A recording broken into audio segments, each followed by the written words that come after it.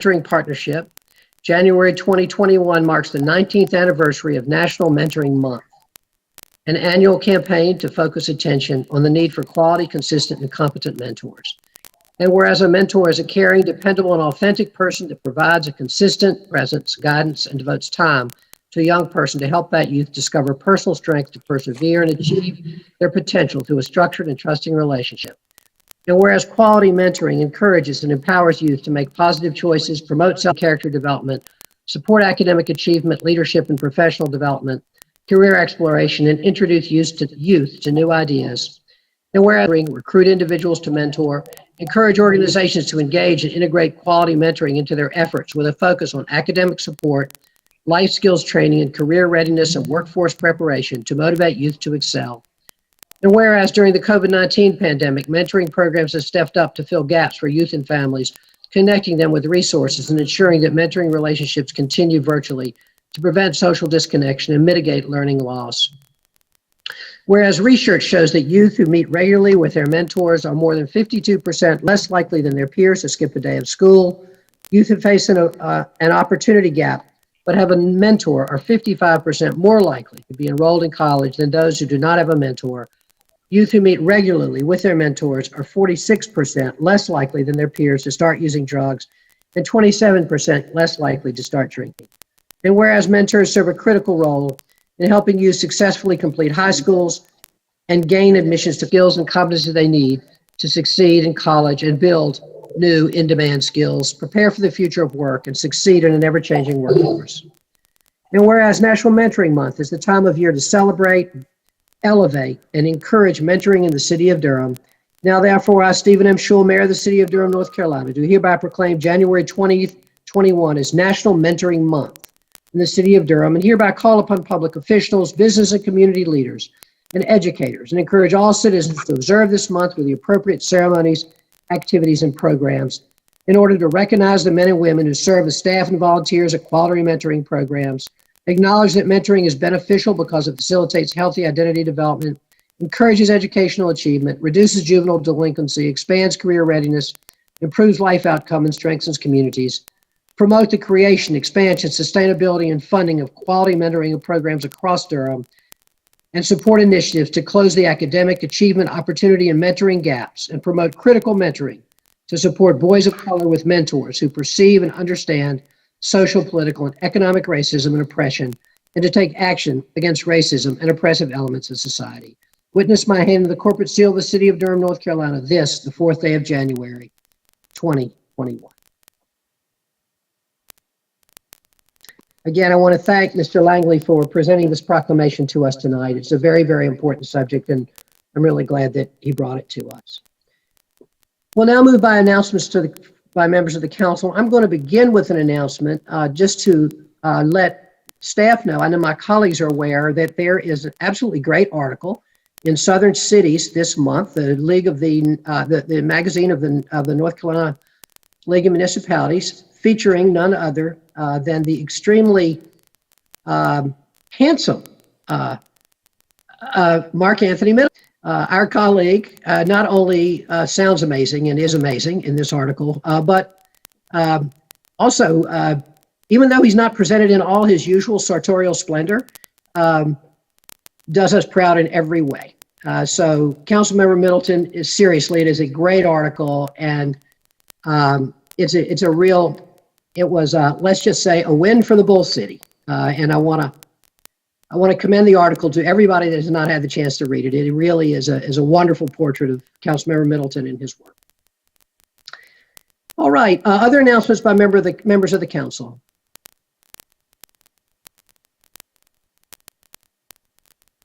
All right, colleagues, then we will move to our priority items by the city manager. Manager, Happy New Year. Good to see you. Happy New Year. Good evening, Mr. Mayor, Madam Mayor Pro Tem, members of the Durham City Council. Again, Happy New Year to you all. I do have one priority item this evening, and it is agenda item number 13. Durham City County Interlocal Agreement for continuation of the gang reduction strategy. Additional information has been provided in attachment number 4. That is the only item I have for your consideration this evening. Thank you, Madam Manager. Madam Attorney, good evening. Happy New Year. Are there any priority items from the Attorney's Office tonight? Good evening, Mr. Mayor. Happy New Year, Madam Mayor Pro Tem, members of City Council. It's good to see you all in 2021, finally. I do not have any priority items this evening. Thank you very much, Madam Attorney. Madam Clerk, Happy New Year to you. Do you have any priority items tonight? Yes, Mr. Mayor. I don't have a voting item tonight, but I did want to let everybody know item 4, the rally during New Year to everybody. Madam Clerk, I am so sorry. I could not understand that. Mr. Mayor, I don't have any items. Thank you. Okay, thank you, Madam Clerk. All right. Now we're going to move to the consent agenda. Consent agenda consists of items previously worked on by the council and can be approved by the single vote of the council. Items pulled from the consent agenda by a member of the public or by a member of the council are held until the end of the meeting. I'll now read the consent agenda. Item 1, approval of City Council minutes. Item 2, Durham Bicycle Pedestrian Advisory Commission appointment. Item 3, Durham City County Appearance Commission appointment. Item 6, amendment to Youth Initiatives Manager Interlocal Agreement. Item 8, TIP number C5605E, Congestion Mitigation Air Quality CMAQ Improvement Program, Bike Lane Supplemental Municipal Agreement. Item 9, TIP number C5605H, Downtown Durham Wayfinding Supplemental Municipal Agreement. Item 10, TIP number C56051, Neighborhood Bike Route Supplemental Municipal Agreement. Item 11, bid report November 2020. Item 12, City of Durham Employment and Training 2020-2022 Grant Project Ordinance superseding Ordinance number 15708. Item 13, Durham City County Interlocal Agreement for continuation of the gang reduction strategy. Item 14, Contract ST 286 Petition Streets 2021. Item 15, Contract SW76C Inspections and Ombudsman Services for Sidewalk Repair Projects. Item 16, Contract S85 Sewer Extension on Garrett and Mimosa. Item 17, Utility Extension Agreement with Merck Sharp and Dome Corporation of the County of Durham. Item 18, Soft Councilmember Caballero, that we approve the consent agenda. Madam Clerk, will you please call the roll? Mayor Schewel, Aye. Mayor Pro Tem Johnson, Aye. Councilmember Caballero, Aye. Councilmember Freeland, Aye. Councilmember Freeman, Aye. Councilmember Middleton, I vote aye. Councilmember I vote yes. Reese. Aye. Thank you. Thank you, Madam Clerk. The ayes have it. The motion passes unanimously and the consent agenda is approved. We'll now move to our general business agenda, public hearings. We have 4 public hearings tonight. I'm sorry, we have 5 public hearings tonight. And I received a note from the clerk that her internet is very spotty, and so Ashley Wyatt will be, when necessary, calling the roll for us. Ms. Wyatt, I think you need to mute your mic. Thank you. All right, everybody. We'll now move to the public hearings. Item 22, FY 2021-22 Annual Action Plan needs public hearing. And I know that there are people here to speak on this item.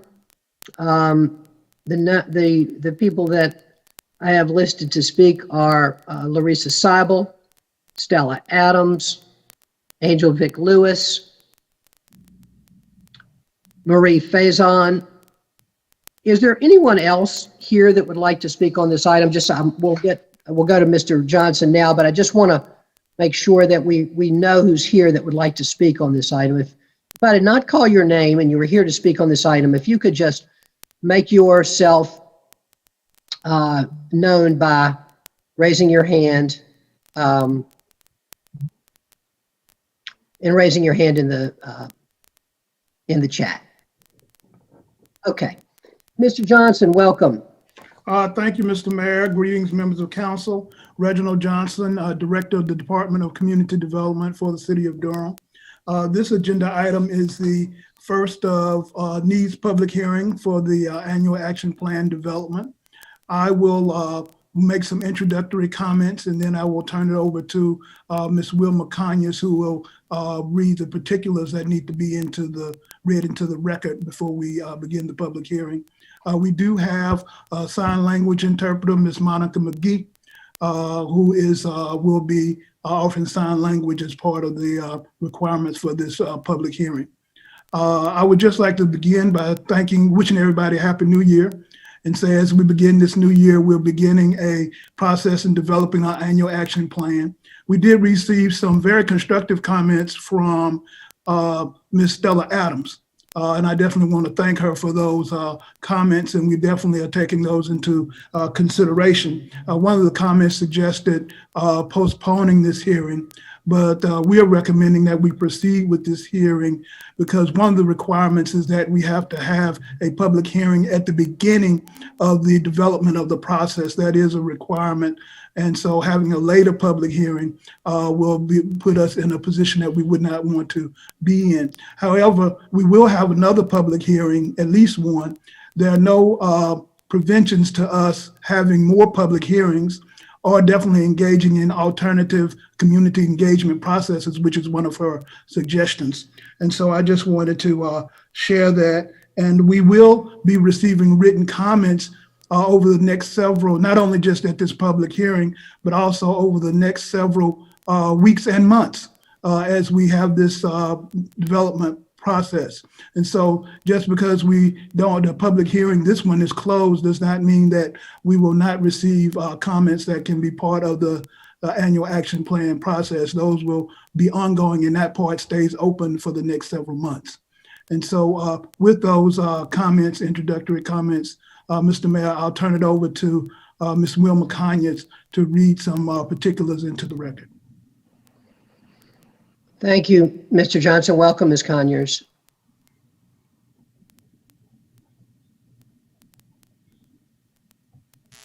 You're muted. You're muted, Ms. Conyers.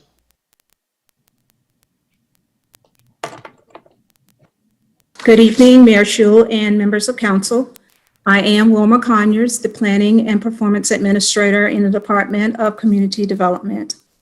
The purpose of this public hearing is to receive citizen comment on the community development needs in the Durham neighborhoods as it relates to the use and receipt of Community Development Block Grant, known as CDBG, Home Investment Partnerships Program, known as HOME, Emergency Solutions Grant, known as ESG, and Housing Opportunities for Persons with AIDS, known as HOPWA, funds for this upcoming fiscal year. This public hearing is a requirement for the preparation and submission of the city's 2021-2022 Annual Action Plan to the Department of Housing and Urban Development. Notice of this meeting was properly advertised in the Herald Sun and Keposha newspapers, as well as distributed via a general listserv and posted on the department's website. As a recipient of CDBG, HOME, ESG, and HOPWA, the city is required to hold at least 2 public hearings prior to the submission of its annual action plan. The first meeting must be held early in the developmental stages of the plan. We anticipate the second public hearing will be held in April or May of 2021. In addition, the city is required to publish a copy of the draft annual action plan for citizen comment at least 30 days prior to its submission. The city's annual action plan must be submitted to HUD by May 15th or as applicable. HUD has not yet announced the FY 2021 entitlement allocations. For planning purposes, the city expects to receive approximately $2 million in CDBG funds, $1.1 million in home funds, $174,000 in ESG funds, and $483,000 in HOPWA funds.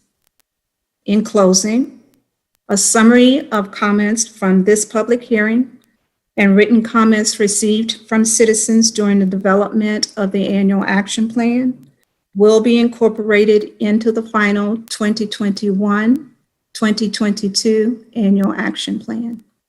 Thank you. Thank you very much, Ms. Conyers. And I'm now going to declare this public hearing open. And we will first hear from members of the public. We'll next hear from members of the public. And then if there are any comments by members of the council, we'll take them at that time. We'll first begin with Larissa Seibel. Ms. Seibel, welcome, and you have 3 minutes. Madam Clerk, can you make Ms. Seibel available to be heard? Hello, can you hear me? Yes, we can. We're glad to have you. Glad to be here. My name is Larissa Seibel. I'm a member of the Durham People's Alliance Housing Action Team, and I am speaking about the request to postpone this public hearing. I did hear Reginald Johnson speak to the opportunity to have additional hearing and other kinds of public engagement, which I think community engagement is extremely important around the needs for housing and community development, especially this year with COVID and so many people struggling to keep their homes. And so I am encouraged that that is offered, and I hope that that happens well before the second hearing in April or May, but with enough time for people to really understand what are the things that we need in the community and to bring that information to the City Council. I do want to talk a little bit about the other groups that might, be engaged with also the CAC, Citizens Advisory Committee. I served on that when the city did small area plans and did revitalization plans. A number of people participated in that committee at that time. And I think it's also important to get input from the Affordable Housing Implementation Committee, which has not yet met, because they are advising you on the housing bonds. And all of these federal funds and city funds and community input all works together, and I think we really need to reach out. I do want to just state one priority that the People's Alliance Housing Action Team has already adopted, and that is eviction prevention. With people in COVID, that saves lives. When there was no eviction moratorium, people got COVID and died. And we really need to increase our funding for eviction legal aid to keep people in their homes, and also for rent funds, because we do want people to pay their rent and the landlords need to get their rent, but we should be doing it in a better way instead of, just sending, people to court. We really need to be mediating between landlords and tenants, helping with communication, and this goes across the board, both public housing and private landlords. So I really hope that we can do better. Thank you very much for your time. Thank you, Ms. Seibel. I said I would hold our comments, but I do want to just reemphasize at what Mr. Johnson said, and I spoke to Mr. Johnson about this today. We will be having another public hearing prior to the final one in April that should give people more time to make comments. And that will be accompanied by some additional outreach. So thank you for that, Ms. Seibel. The second speaker is Stella Adams. Madam Clerk, could you please make Ms. Adams available to be heard? Good evening. Can you hear me? Yes, Ms. Adams, welcome, and we're glad to have you with us, and you also have 3 minutes. Thank you. Thank you. My name is Stella Adams. I'm a citizen of Durham, residing at 4128 Cobblestone Place. I request that my previous written comments are entered into the record of this public hearing. I am officially requesting that an additional public hearing on needs be scheduled for March 1st to allow the community to have a reasonable opportunity to impact the development of the 2021-2022 Annual Action Plan. While a minimum of 2 hearings must be held, there is nothing prohibiting a 3rd hearing. As a citizen, the city made promises related to the affordable housing bond. I am concerned and I want answers before the approval of the 2021-2022 Annual Action Plan of how many projects related to the affordable housing bond and included in the related annual action plans have already been approved and let to developers without significant community input. I want to make sure that the emergency home repair program and the rental rehab programs are utilized to improve our affordable housing stock, protect our heritage neighborhoods, and prevent gentrification. I want to ensure that small local business enterprises, Section 3, and MWBE businesses are the beneficiaries of contracts related to these programs. I have not had time to truly prepare for this hearing, but I am aware of community needs expressed by others, urging the city to make eviction prevention a budget priority through support of legal aid and the provision of direct rental assistance payments. I'm thankful to the council that there will be an additional hearing, and I suggest the date of March 1st so that there is plenty of time for any proposals put forward by the community to be incorporated into the actual annual plan. And on a personal note, I just want to give a shout out to Councilmember Freelon for the accolades he's received today around his album, Dad. Thank you. Thank you very much.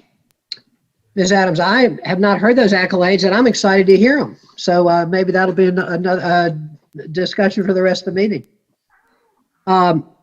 Thank you, Ms. Adams, for those comments. And now, next is Angel Vic Lewis. I don't see Ms. Vic Lewis in attendance, however. Madam Clerk, do you? Mr. Mayor, I cannot see Ms. Vic Lewis. All right. Okay. Then we will move to Marie Faison. Madam Clerk, can you please make Ms. Faison available to be heard? Ms. Faison, are you with us tonight? I am. Can you hear me? Yes, we can. It's really good to have you, and welcome. And you also have 3 minutes. Oh, thank you. It's really good to be here. I'm just speaking in behalf of Ms. Adams, and I support what she's requesting to have an additional action plan meeting scheduled for the public to have more input. I find that the public needs to, even though there was some advertisement and I was unaware of a lot of things that pertaining to this plan that people need to know about, so that when it affects them, that they can contribute their experiences to it.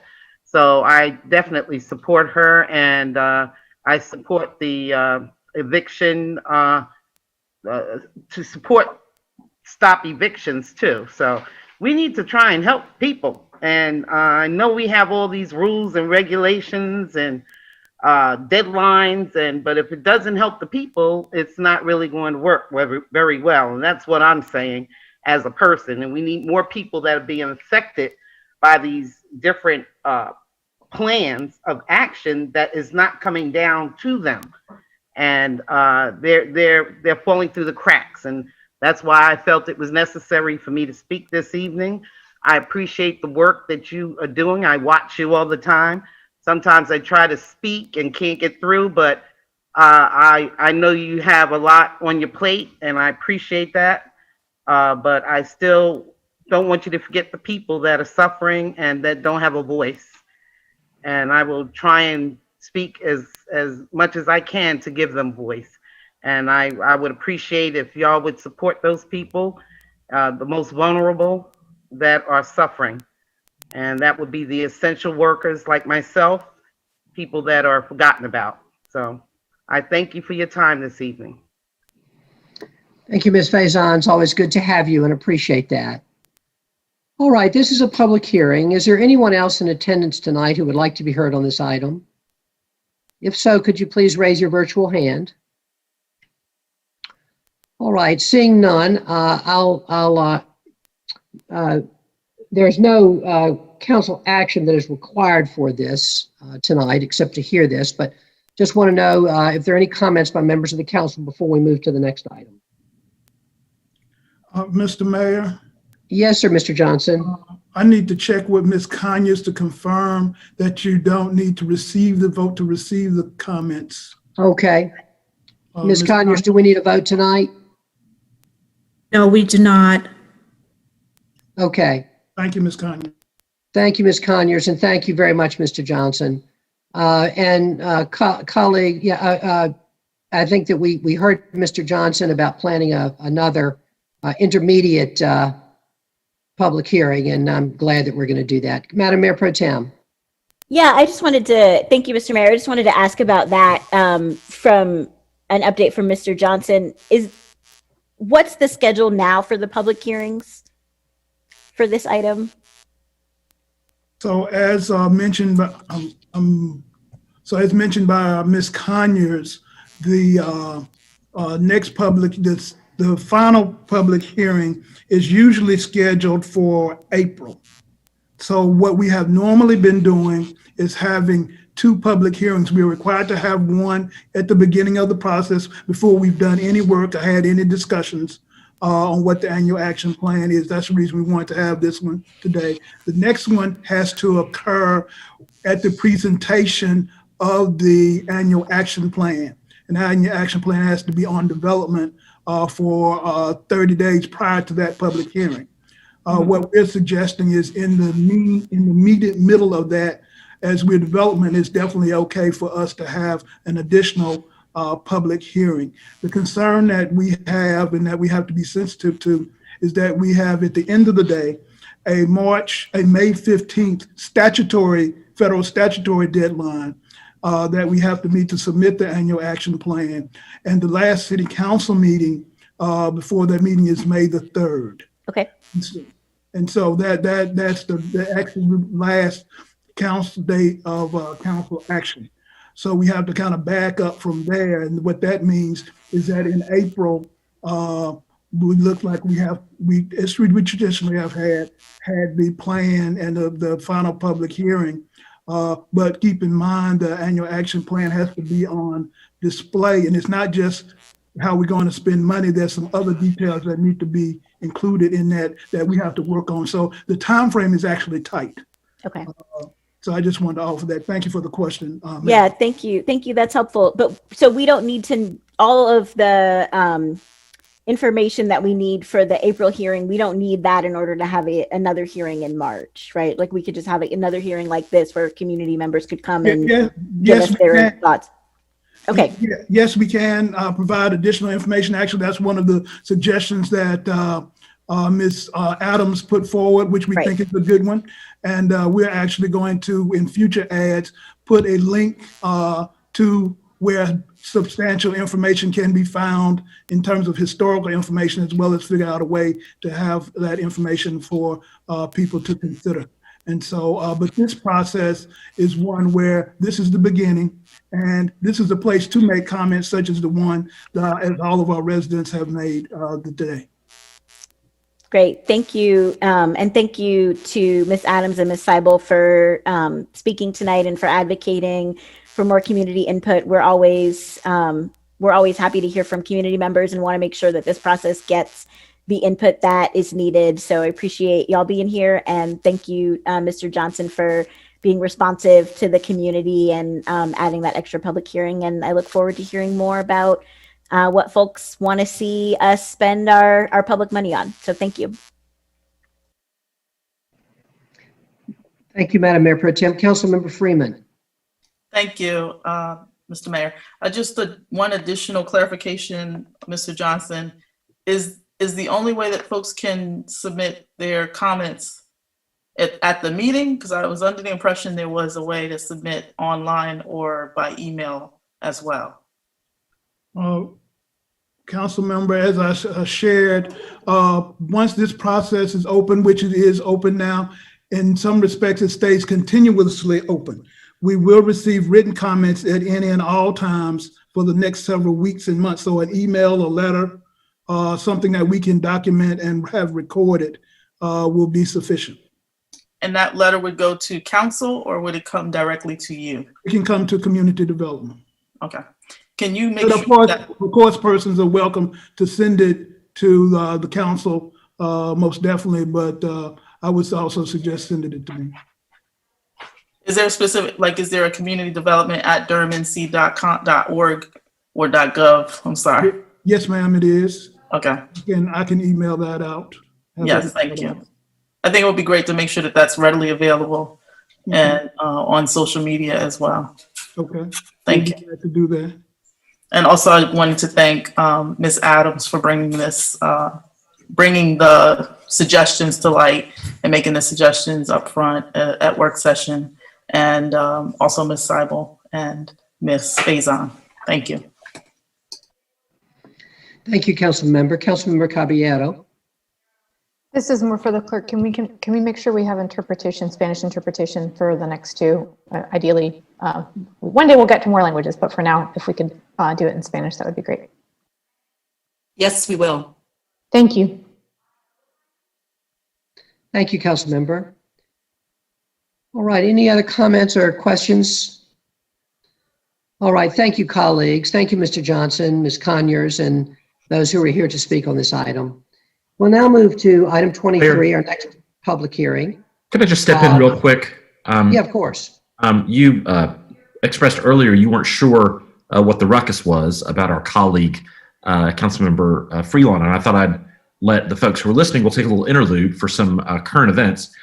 At the end of July of last year, 2020, our colleague, Pierce Freelon, then just a private resident in the city of Durham, released a critically acclaimed album, DAD, and that is actually, I have actually really enjoyed it, even though it's geared towards kids a little bit.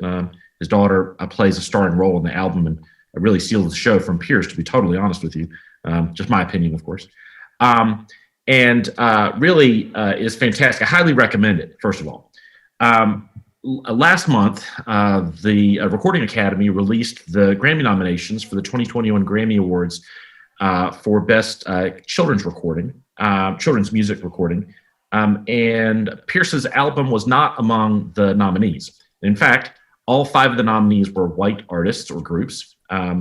And very shortly after the nominations were announced, 3 of those white performing groups renounced their nominations, asked to be removed from the ballot, citing the fact that no Black artists or artists of color were nominated in that category. All 3 of those groups specifically identified Pierce Freelon's album DAD as an album that really should have been recognized with a nomination.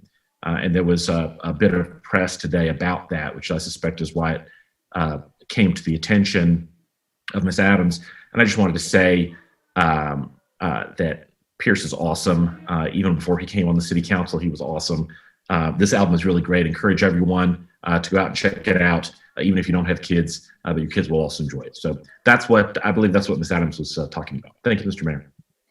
Thank you for those enlightening comments. And I'll ask Councilmember Freelon if he has any comments. Just thank you, Councilmember Reese. Thank you, Stella. That's all. I'm blushing. That's awesome. I feel bad that I'm so out of it that I hadn't heard that. That's amazing. That's fantastic. That's really good. And when we get together, we'll play the music for our party.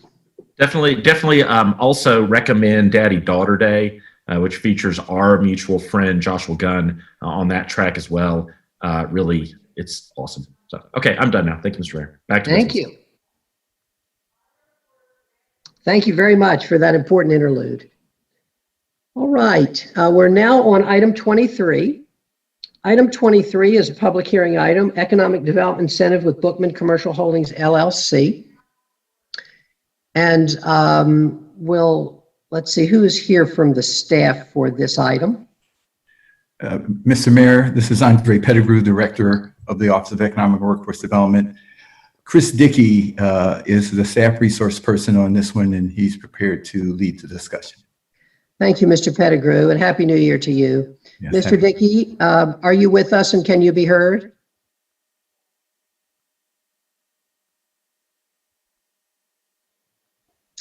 Let's can you hear me? Can you yes, hear me? We can. Welcome, Mr. Dickey. Good to have you with us.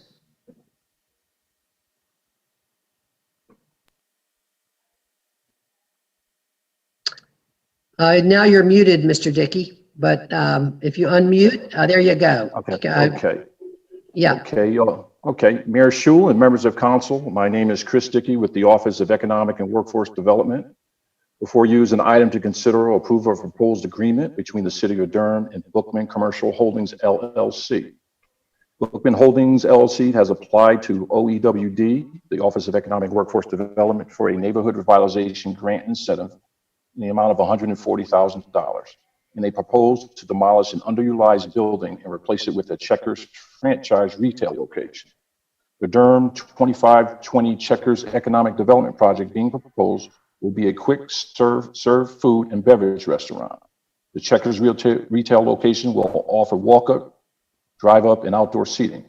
The facility will occupy 954 square feet of retail space at 2520 Fayetteville Street, which is located along an OEWD targeted commercial corridor. Currently, there is not a national franchise restaurant along the more southern section of the Fayetteville targeted corridor that offers a combined drive-up and outdoor dining option.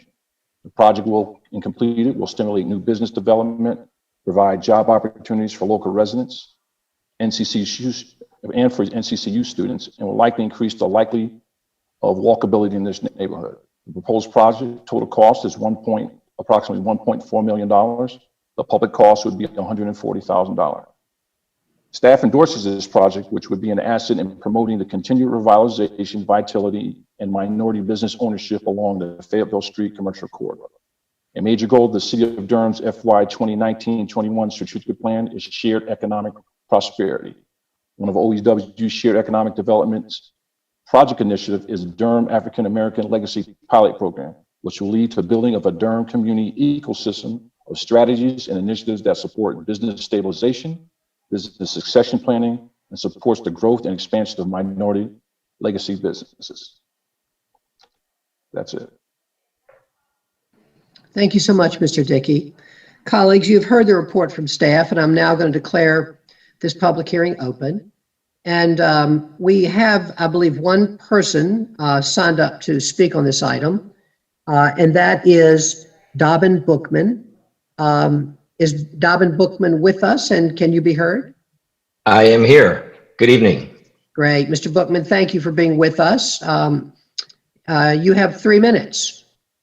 Well, thank you. Firstly, thank you, Mayor Schul, members of the council. Thank you, Chris Dickey, for your wonderful summary of the project. And thank you, Andre Pettigrew, for your support and ushering along the way as well.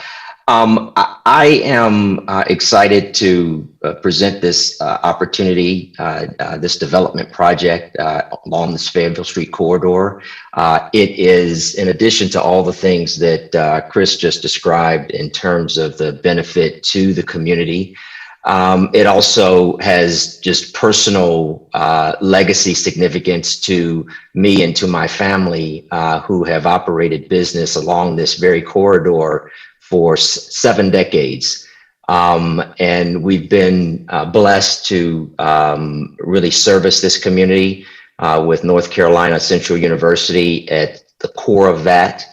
And this is just an opportunity to take what I'm just honored and proud to build upon from my grandfather and my grandmother, who is still alive, 103 years old. The flag that they both planted at this particular location back 42 years ago, almost to the day. And so I'm excited to be able to recycle this property and to bring something new and nice to this community that will stimulate not only sort of economic excitement just along this corridor, but jobs. The particular development will employ will create 30 jobs. They will pay living wages to full-time management and to team members. And we're looking to partner with institutions in that community, schools, North Carolina Central, and just members of the community in the way that my family has for over 70 years. Mr. Bookman, thank you so much for being with us tonight. Thank you. This is a public hearing. Is there anyone else who was with us tonight that would like to be heard on this matter? If so, if you could raise your virtual hand. I see Ms. Adams. Ms. Adams, would you like to speak on this item? Could we make Ms. Stella Adams available to be heard, please? Ms. Adams, I think if you unmute, you can be heard.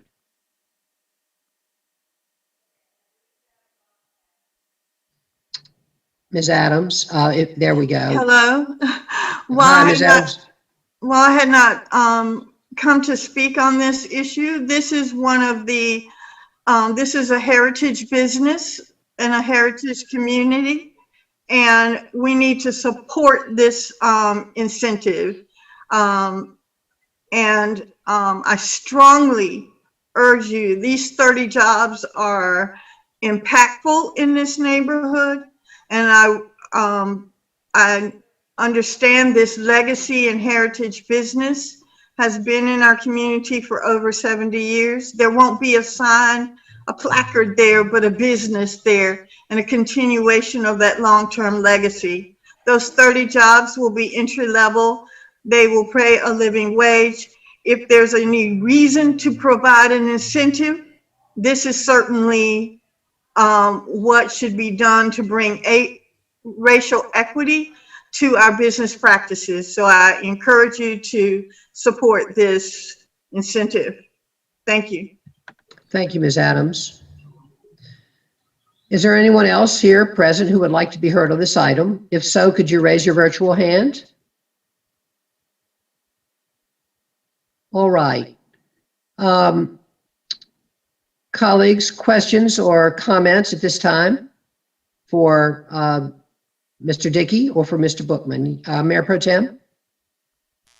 Thank you, Mr. Mayor. I just had a couple of questions for, well, for both of them, but I'll start with Mr. Bookman. Thank you for being here tonight and for your proposal, and appreciate especially your commitment to living wages. As we know, most food service businesses do not pay living wages. We have a few in the city that do, and we appreciate it. It's one of our goals as a council to encourage more businesses to do that. So thank you for setting that example.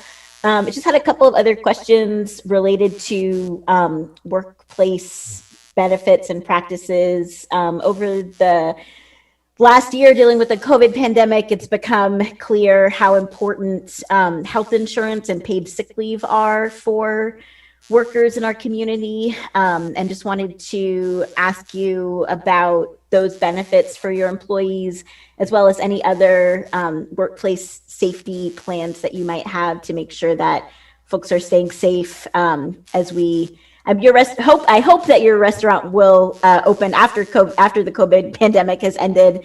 I hope we're not dealing with it for that much longer, but I think it's, it just highlighted the need for some of these health related benefits, and wanted to get your plans on that. Thanks. Thank you, Madam Mayor Pro Tem. Mr. Bookman, can you comment on that?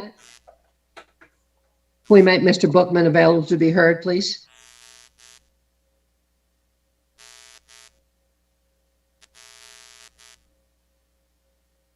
There we go. Thank you. Thank you so much for raising those very important questions, and they are questions that and items that are at the forefront of the Checkers operation. There are absolute benefits, health benefits to the staff and members of the team at Checkers. That is tiered at different levels, as you might expect, depending on sort of where the person is in the organization, from the general manager down to the team level. As far as COVID protocol and procedure, as far as the QSR or quick serve restaurant space, the Checkers system has really led the path in this, and a lot of it has been because of the head start that we've just naturally had, and that we don't have internal dining. It's a closed kitchen. That's been the concept since the 80s. So we've had an opportunity to what we've come to call, really pandemic proof the business, from the standpoint of not just the operations, but the safety of the people in the operation. And so it's extremely efficient. We're very conscientious about that from a human capital and human safety standpoint. And we're committed to it. So I appreciate you for raising it, and it is something that will mark the way we operate. Great, thank you so much. If I'm looking at the map correctly, is this the building that used to house the No Bookstore? Exactly, it is. Yeah, I remember getting some really good fried chicken back in the day. Well, you'll still be able to get some really good fried chicken from Checkers, actually. That's one of the menu items. I'm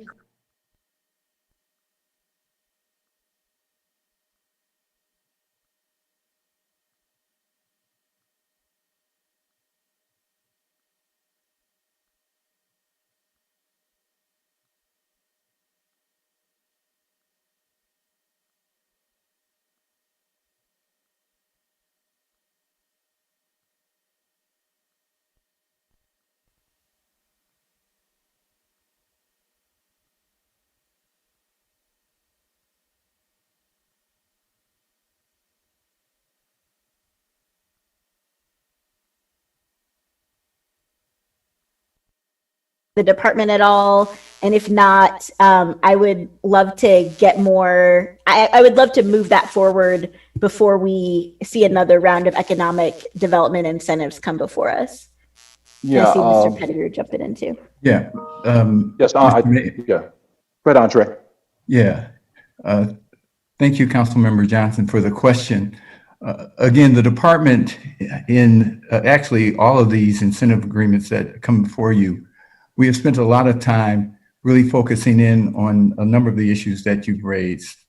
Again, quality of jobs, diversity and inclusion programs and activities. And so in evaluating these programs, these are issues that we have raised with the companies that you have spoken with. And obviously the larger companies, there's a different set of questions that we raise versus some of these smaller independent businesses. And so there is a sort of punch card that we've been using, but I agree, we need to maybe formalize it and present it to you and council in a much more formal way.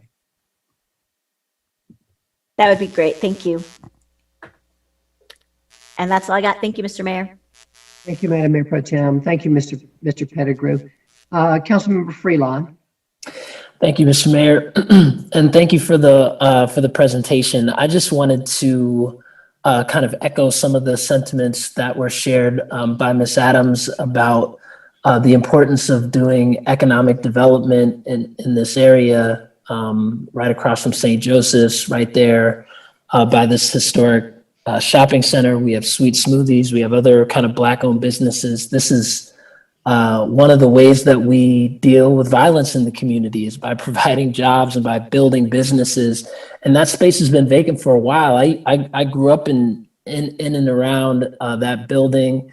I think a couple meetings ago, the name, somebody mentioned our local centurion, Mozella McLaughlin, 104 years old. Yeah. You know, they've been the owners of that property for a long time. And I'm so delighted to see that something is coming into that space, and you know, just wholeheartedly see the connection between, you know, jobs, economic development, and not just the prosperity that brings to the neighborhoods and communities where you plant those seeds and make those investments, but also the ways in which that impacts things like violence in the community. You know, when you have businesses and you have places to eat and you have these types of establishments in the heart of the Black community. And Ms. Stella, you said something so poignant. It's not a placard. It's not a sign saying, Black folks were here. Right. You know, we are here and we are thriving and we are,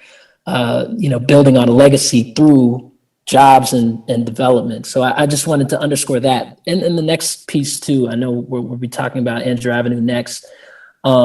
Really very important. So I appreciate you bringing it, and yeah, that's it. And I see Mr. Pettigrew. Thank you, council member. Thank you so much. Pettigrew. Thank you, Mayor, Councilmember Freeline. Again, I just want to use this as an opportunity to share with council that the Fayetteville corridor, as well as the Andrew Driver corridor, are areas that we have set as a priority. And what you'll see is a consistent effort to identify new business opportunities along the corridor, but also to try to support the existing businesses who are remaining in the corridor. Again, much of our work is around individual businesses like Mr. Bookman, but truth be told, we're trying to create a synergy that activates these targeted areas. And again, these investments that you're hearing along these corridors is really a part of our strategic approach. We think it really is an important next step in terms of local economic development in these communities. Councilmember Middleton. Thank you, Mr. Mayor. Good evening, everyone. Happy New Year. And thank all my colleagues for their comments and input on this matter. Mr. Bookman, good to see you. Glad you're here. I'm excited about supporting this economic development incentive. You can't really have a serious conversation about Black wealth and the impact of Black business ownership in Durham without the McLaughlin family coming up. They are iconic, and they are nationally known for their exploits. I think they had a car. It was a car dealership back in the day. As well, they were known for their auto exploits, if I recall correctly. So just really excited about their continued footprint in the area.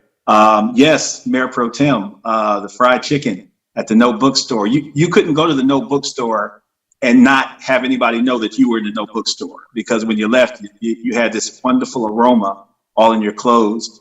And I used to go there and get whole bean pies. And I would try and avoid Bruce Bridges sometimes, because if Bruce Bridges saw you, you were going to leave purchasing much more than you had anticipated buying, and you were going to get into a debate about something. So a 15-minute visit would turn into an hour and a half visit easily. Wonderful memories. And Mr. Bookman, just using that as an on-ramp, the No wasn't just about economic power. It was also cultural power. It was also part of the identity of the neighborhood.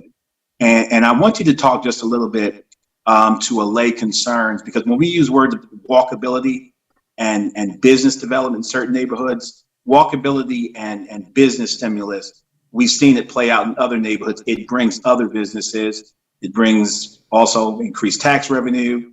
It brings other walkers, if you will, to the neighborhood. And while a business like No was not, the No Bookstore was not just an economic engine, it was also a cultural engine, an identity marker of the neighborhood. And some folk may be concerned about a national franchise. While it may drive economic development, may not be necessarily something that retains the cultural fingerprint of the neighborhood. So just talk a little bit about your company, your family, the families commitment to not only bringing the dollars, but keeping the sensibility of the neighborhood intact as well, as you continue to do great work in the neighborhood. Thank you so much, Mark Anthony, and Pierce as well. I'm going to come back to you in a moment, Pierce. And also, before I forget, thank you, Ms. Adams, if you're still listening, for your support kicking this off. That was fantastic. And hopefully I will meet you at some point. I'm sure I will have an opportunity to do that. Back to your question, and again, thank you for raising such just critically important points to me and to my family just personally. I mean, we are foundational around education. A key part of my strategy in building this Checkers location is its proximity to North Carolina Central, its proximity to Hillside High School. I, like Pierce and others, used to ride my bicycle up and down the front of this very location. And so am very sensitized to what it means to be part of this community. You know, we've spent a lot of time, we the family, thinking about, you know, how to, you know, best leverage this space and keep it from being what you described as just a plaque and a memory. And we frankly went through a lot of iterations, a lot of ideas about things that we could do here. And one of the things that makes this so exciting for me and for my family is my capacity at this point in my life. I affectionately, my wife and I call it our chapter 3, to really put our hands on this business in a meaningful way. I mean, I could easily, you know, open and probably will open more than just this location, but this is, I mean, the fact of the matter is my interest is first in building the legacy that I described at the beginning of this. And Checkers is a vehicle by which I'm doing that, and we're doing that as a family. But let's just to be very clear, the first item, the paramount item on the agenda here is the community and preserving the legacy and becoming and continuing to be a part of the DNA and fabric of this community. And just, you know, Checkers just happens to be the vehicle for that. It is a national brand. I think that's a wonderful lever for the community. I think, you know, there's a lot we can build and bring from that. I think it's going to be balanced by, you know, my family and our legacies, history and interest in making sure that this is, you know, not just a business at 2520. So you don't have to worry about that for sure.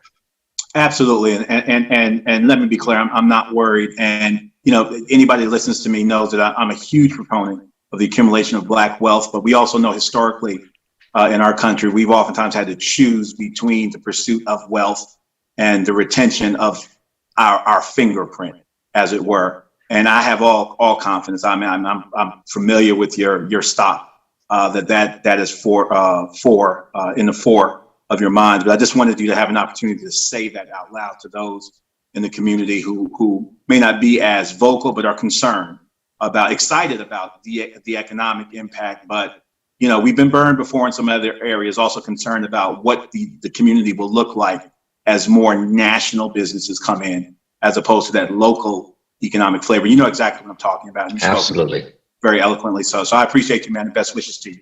Thank you so much. And if I can just very, very quickly, in the interest of time, and you know, and at the risk of embarrassing Pierce, I'm going to take it way, way, way back. I probably know and have known Pierce longer than anybody on this screen. And the reality is that 104-year-old Miss McLaughlin used to babysit Pierce. Mm-hmm. And I'm only a few years older than Pierce. And I used to run around Pierce and his dad, Phil, and his mom, Nina's house, and his sisters on Kent Street, where my aunt still lives. Mm-hmm. He still owns that house. Yep. And so that's how far we go back. And I'm super proud of you, man, seeing you as an adult and hearing all the things that you're doing. And it's just wonderful to see you and to see you here. So I'm excited to get back on the block and continue to be, you know, part of building what I know is just going to be a great next several decades. Thank you, brother. Kudos to you. Kudos to you. Love you, man. Love you too. Love your family too. Thank y'all. Thank you, Mr. Mayor. Thank you, council members and Mr. Bookman. Other comments or questions, colleagues? Councilmember Freeman. Thank you. I appreciate my colleagues for highlighting all of the points and acknowledging this is a phenomenal project. I just want to note for Mr. Pettigrew that when you do bring forward the presentation on the rubric or punch card or what have you, scorecard, whatever you call it, it would be great to actually add the examples of what you've been doing, because I think the shared equity and economic development project is starting to bear fruit. And I know I've been a very harsh critic about this in the past, and I'll continue to be hopeful that this will continue to be built on, because the funding has to be available for us to be able to do that. And so just noting this year is a little bit harder. It's going to be important to make sure that we continue to build on the economic development side of this conversation, and noting that we build the jobs in and folks have a chance to go back to work. We build the development in, and there's a tax base that's being built as well. And so just noting that this is a phenomenal tool and the project is working. And I just want to make sure that you highlight that as well as possible. Thank you. Thank you, Councilmember Freeman. Again, staff has worked very hard and is absolutely committed to following the direction of council and the leadership in this area. Again, I'm encouraged by these types of investments and commitments that you're here today as sort of the beginning of a new momentum in spite of COVID, that investment is continuing in our community, and it's continuing with an emphasis on equity and inclusion, consistent with our original strategic plan. Again, I appreciate the acknowledgement, and again, we have a lot more work to do. Thank you, Councilmember, and thank you, Mr. Pettigrew. Yes, thank you, Mr. Pettigrew. Any other comments, colleagues? All right, I'll just make the comment that apparently I was the only one that actually bought books at the No Bookstore. Not sure why that was, but I'm glad to know there were other things that other people were buying. Okay. I bought a book once when I came in for fried chicken. I bought a book. That was probably a book I required for my class, and that was the only reason you bought it, but okay. All right, colleagues. Thank you all for your comments. Thank you very much, Mr. Bookman, for being here. I'm going to declare this public hearing closed. The matter is now before the council. We need a single motion to approve this item, which would be to authorize the city manager to execute an economic development incentive agreement with Bookman Commercial Holdings, LLC, in an amount not to exceed $140,000. So moved. Second. Moved by Councilmember Freelon, seconded by Councilmember Freeman, that we approve the motion. Our deputy clerk will be calling the roll. Ms. Wyatt? Mayor Schul? Aye. I'm here. Mayor Pro Tem Johnson? Aye. Councilmember Caballero? Aye. Councilmember Freelon? Aye. Councilmember Freeman? Aye. Councilmember Middleton? I vote aye. Councilmember Reese? Aye. Thank you. Thank you so much, Ms. Wyatt. The ayes have it. The motion passes unanimously. Thank you for being with us, Mr. Bookman, and we all look forward to eating at Checkers and to the good work that you'll be doing. Thank you so much. All right, colleagues, we'll now be moving to item 24, the Economic Development Incentive with Ideal Sandwich Shop, LLC. And I believe Mr. Dickey will be presenting to us again. Yes. Can you hear me? Yes, we can. Okay. Mayor Schul and members of council, again, my name is Chris Dickey with the Office of Economic and Workforce Development. Before you is an item to consider approval of a proposed agreement between the City of Durham and Ideal Sandwich Shop, LLC. Ideal Sandwich Shop, LLC has applied to OEWD for Neighborhood Advisory Grant Incentive in the amount of $102,000. And they propose to renovate an underutilized and blighted building at 2108 Andrew Avenue, which is located on a targeted commercial corridor in northeast central Durham. The plan is to renovate this blighted building, 930 square feet, and transform it into a sandwich shop. The project, when completed, will support the continued new business development along this corridor, provide jobs, needed food service, and promote the increased likelihood of walkability in this neighborhood. The total project is $335,000 and the public cost to be $102,000. A major priority of the city is increasing and strengthening the economic stability of the city. This project, when completed, will be a key step in implementing the neighborhood assessment plan that was approved by City Council. This calls for the renovation of blighted and underutilized commercial building as a means of attracting private capital investments to promote business development in this targeted area in Northeast Central Durham. The project will serve as a catalyst project and continue to attract business development opportunities to this area. Staff endorses this project, which will be an asset in promoting the continued revitalization and vitality of the Andrew Driver commercial corridor and its surrounding neighborhoods. That's it, Mayor Schul. Thank you very much, Mr. Dickey. Colleagues, you have heard the report from staff. I'm now going to declare this public hearing open. And I believe that to be heard on this item is Ian Bracken. Mr. Bracken, before you speak, though, I do want to recognize DeWarren Langley for being with us tonight. Mr. Langley, we earlier did the proclamation that you brought to us, and I commented then about my appreciation for the work that you do in this area and for bringing us this proclamation. So I'm sorry you missed that part of the meeting, but I do want you to know that we did read the proclamation and that we did name this National Mentoring Month, and much appreciate you bringing that to us. All right, now, Mr. Bracken, are you available to be heard? Can you hear me? Yes, we can. Thank you, and you have 3 minutes. Absolutely. Good evening, Mayor Schul and members of the City Council. Thank you so much for having us here tonight. Special shout out to Chris Dickey and Andre Pettigrew for making this possible. My name's Ian Bracken. I'm the owner of 2108 Andrew Avenue and Ideal Sandwich LLC. I have with me my business partner, Paul Tirico. We're excited and grateful for the opportunity to be here, especially under such circumstances that we're in. 2108 Andrew Avenue has a long-standing history in East Durham. Originally, it was owned by the Andrews family, with the building being a food establishment since the 1940s, and we'd like to continue that history. Our plan is to open the sandwich shop with a small grocery and deli. Our plans for the building are to keep the facade as similar to the original as possible. The brick, the windows, the large sign, all of it represents an almost lost architecture and beauty that we'd like to do our best to preserve. We also plan to replace the awning that was once there to accentuate that beauty and provide some shelter with the elements to our guests and anyone walking by. The inside, however, needs complete renovation, and in order to be brought up to Durham City Code, we need your help.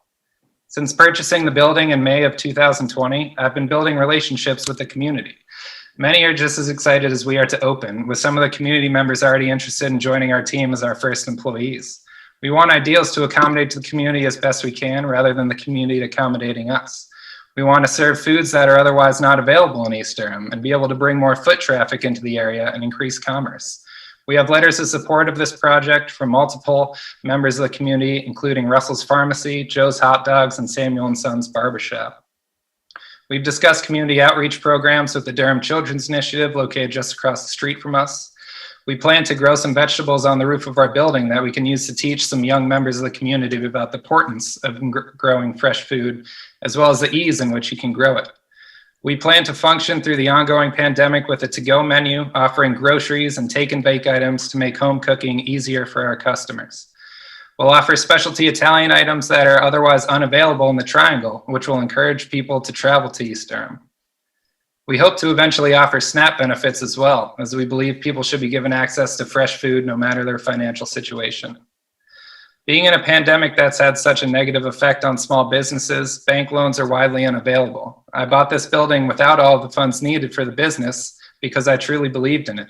I did not want to miss an opportunity to restore such a historic piece of East Durham, as well as fulfill a lifelong dream of opening my sandwich shop. With the money we've requested, we'll be able to fully open and hire members of the community. Without the money, unfortunately, 2108 Andrew will continue to sit as it is, as I'll do what I can to repair it on the side while I work a full-time job. You know, being over there in the community and seeing everybody and just having the hype be behind us as we, you know, work on this project ourselves, it's hard not to be so passionate about it and keep myself under these 3 minutes. But that's kind of the gist of what I wanted to say, and I'll leave it there for y'all as well. Thank you so much, Mr. Bracken. We appreciate those comments and for you being with us. Colleagues, are there any comments or questions for Mr. Bracken? Councilmember Middleton. Thank you, Mr. Mayor, and thank you, Mr. Bracken, for your presentation. I have a very serious question for you. I grew up eating Heroes, sir, and the name Ideal Sandwich Shop, that's quite a moniker. So what will be the signature sandwich at the Ideal Sandwich Shop? Answer carefully. I appreciate that. I appreciate that question very much. We'll be baking 2 types of bread in the beginning at Ideals.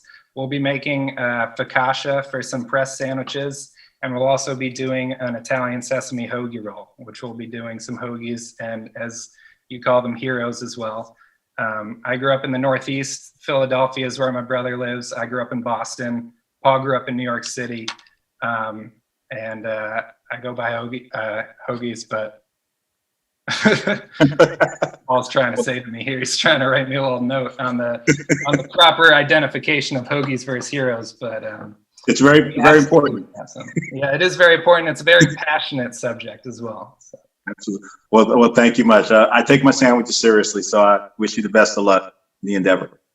Thank you. Thank you, Mr. Mayor. Of course. Thank you, Councilmember. Councilmember Freeman. Thank you, Mr. Mayor. My question is specific to staff. I was just wondering, and just acknowledging the previous deal, I guess, included a 9-to-1 match, and this is a 2-to-1 match. Is there a specific reason that's in place? Can someone speak to that specifically? Yeah, this is Chris Dickey, Office of Economic and Workforce Development. And we realized that this is a very aggressive grant. It's aggressive to the point where we're dealing with the city over the years have put significant money in the ground there. I mean, we put $3.9 million in streetscape, put $750,000 across the street to do the church, and we did James Rogers projects, and we still have buildings along those particular areas. And we still find it a challenge to get investors to come in to actually own the building and operate a business out of there. And based upon the analysis of our office and based upon the tenets of the neighborhood revitalization program, we felt like from a staffing standpoint that it meets the tenets of the neighborhood revitalization program. And this is a program that we should support in order to assist this business owner, as well as increase the viability of the Andrew Driver corridor to protect the city's investments that's there now. Thank you. I was just concerned that was such a huge difference in the same cycle, 1 and a 2-to-1. And then I'm also aware that the Andrew Driver corridor has been kind of chugging along a little bit slower than other areas, but I want to make sure that I note that this is a little different than the Fayetteville Street and that this is coming on the backside. And I think a 2-to-1 match is pretty high. And just noting that Fayetteville Street is really at the beginning of this work. And so I think whenever we come forward with a scorecard or what have you, there needs to be some conversation about how much of a match is in place for specific areas as well. And that's about it. Thank you. Thank you, Councilmember. Councilmember Freelon. Thank you, Mr. Mayor. And I appreciate those comments, Ms. Freeman and Brother Middleton. The thing that really stuck out to me, when I first saw it show up on the agenda and saw, sandwich shop, and then kind of looked in and saw the grocery part, is just the importance of grocery stores.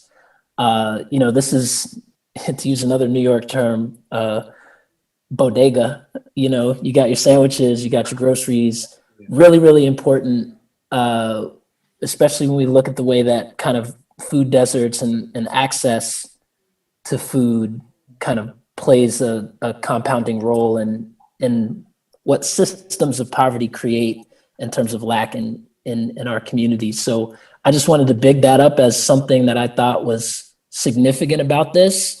And to your point, Councilmember Freeman, I think that the nature of the business, I think Mr. Dickey spoke about this as well, the nature of the business as a grocery store is a particularly important thing to back for this area, especially. The comment that I had was really for Mr. Bracken, thinking about the rooftop garden that you talked about.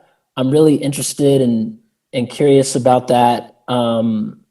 Both getting the folks across the street at the Children's Initiative involved in that, and also there's Seeds and Sankofa Farms here in Durham that do, youth-centered, Black youth-centered, and BIPOC-centered initiatives around kind of growing and cultivating. And so I just wanted to hip y'all to that, let you know that there's already some work being done in that area and some room ripe for collaboration in East Durham, especially with Seeds. Yeah, just wanted to share that resource with you, but I'm excited about this. Thank you so much, Council Member. Mayor Pro Tem? Thank you, Mr. Mayor. I also have a couple of questions for Mr. Bracken. In reading your project narrative, I noticed that you are not planning to pay folks living wages, that your starting wage is $11 an hour. That's a big priority for me. It's a big priority, I think, for everyone on the council, and just wanted to give you the opportunity to speak a little bit more to that issue. Can you hear me? Yep, we hear you. Awesome. I would love to absolutely answer that question, but I'd love to start by responding to Ms. Freeman and to Mr. Freelon as well, and then following up the answer to yours. Ms. Freeman, obviously it is an aggressive ask. I will say this is the smallest a business can get. This is the small of the small. This is not a national brand that we're creating. We're creating something personal. Mr. Freelon mentioned bodega. That is absolutely the vibe we are going for. Growing up in those cities, Boston and New York, bodegas were absolutely crucial to the communities we grew up in. They're places where you can congregate, come together, see people from the neighborhood, pick up some milk and vegetables, and head home. I cannot wait for coronavirus to be over and just pack people like sardines into the shop so they can laugh together and talk to the people behind the counter that are cooking this food. With the vegetables that will be growing on the roof, the second I saw that roof perfectly flat, 100% sun coming down on it, easily be growing some vegetables up there. We've actually already asked the engineers to give us support for that roof to hold beds up there so that we can actually plant vegetables. And if coronavirus wasn't going on, I would be at Seeds every day working with them. I reached out to them a couple times. Obviously, they can't take new volunteers because of coronavirus. It's absolutely heartbreaking, but gardening is something that's very close to my heart. It's something that moving to North Carolina, you see so many open front yards with lawns that could, produce food for these families, free, fresh, and healthy. To speak on the livable wage, we do have an hourly position, $11 an hour in there.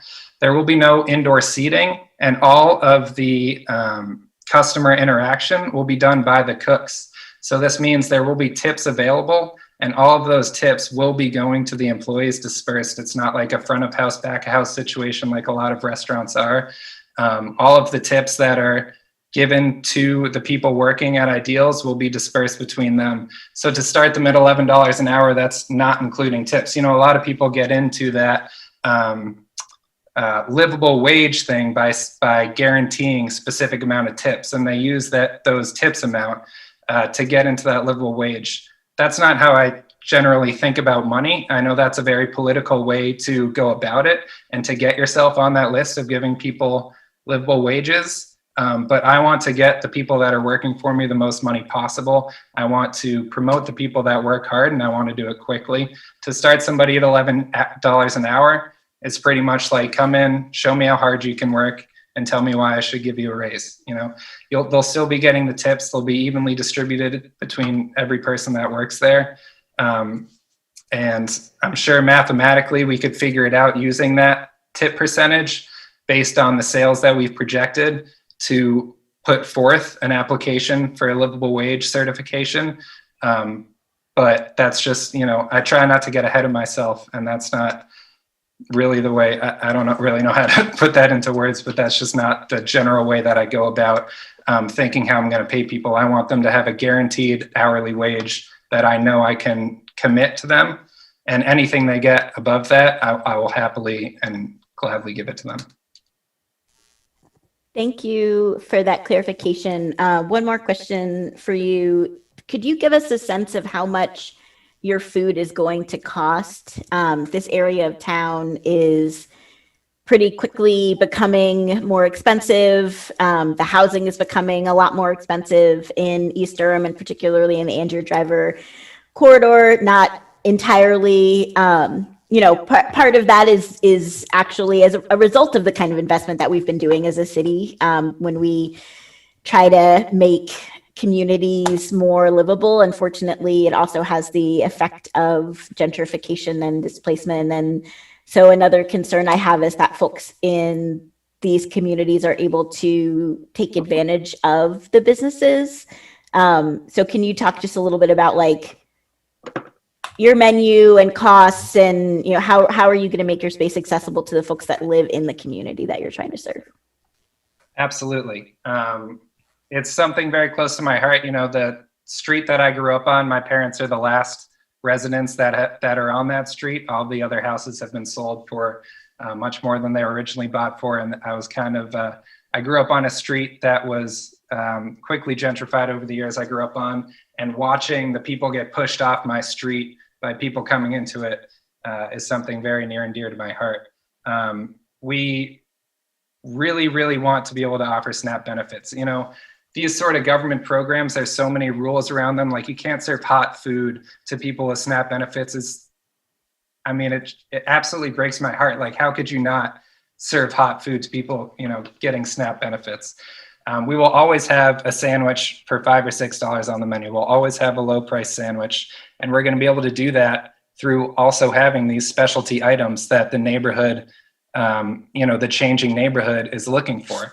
Obviously, there's wealthier people moving into this neighborhood, and a lot of them are from metropolitan cities, Boston, New York, and Philadelphia being three major cities that people move down here from constantly, Paul and I being two of them.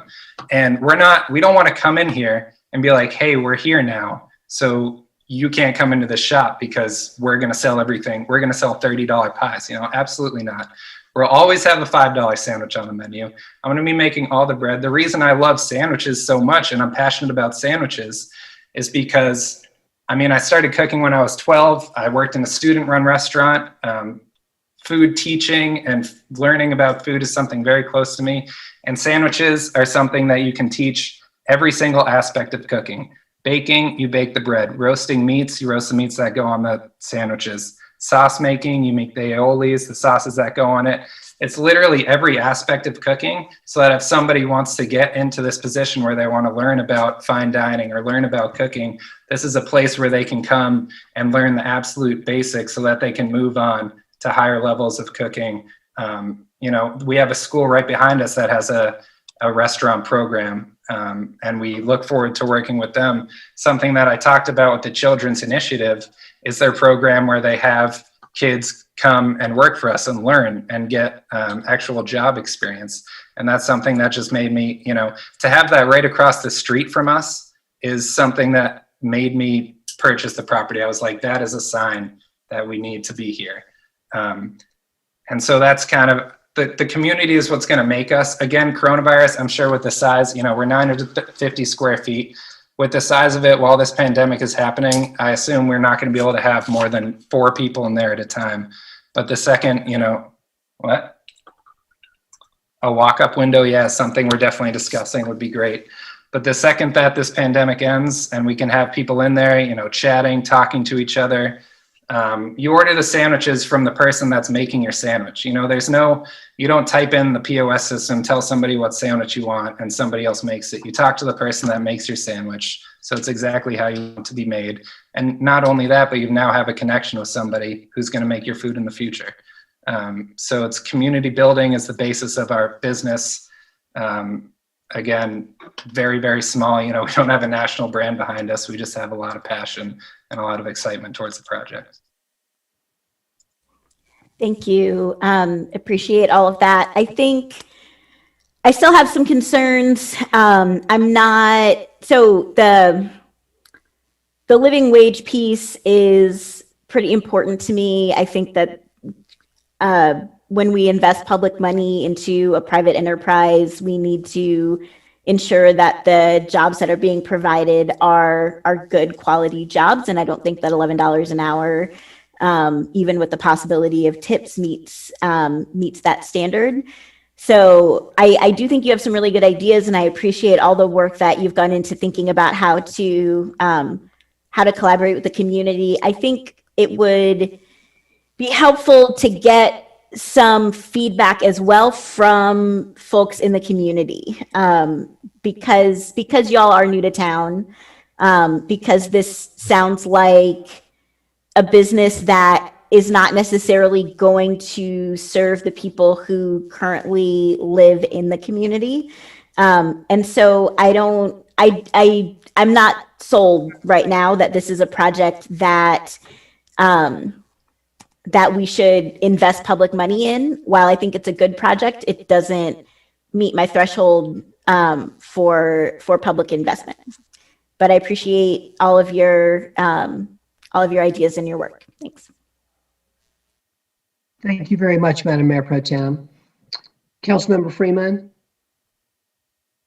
Thank you. I appreciate Mayor Pro Tem pointing out those few things. I hadn't even thought about the livable wage aspect, but I am concerned about the community engagement aspect. I know that folks serve on a self-help advisory board, and I know you mentioned Russell's Pharmacy and SAM and Durham Children's Initiative, but I'm not sure that I'm trying to gauge it from tonight, because I haven't heard from any of them, but I would love to have a little bit more time to review this if that were possible. I also have signed letters from them supporting this project, if that's helpful at all. If I may, this is Chris Dickey. If I may speak. Go ahead, Mr. Dickey. Yeah, Yes, yeah. So what's going on here? There was a lot of information that I put into this file, and unfortunately, what I didn't do, as Mr.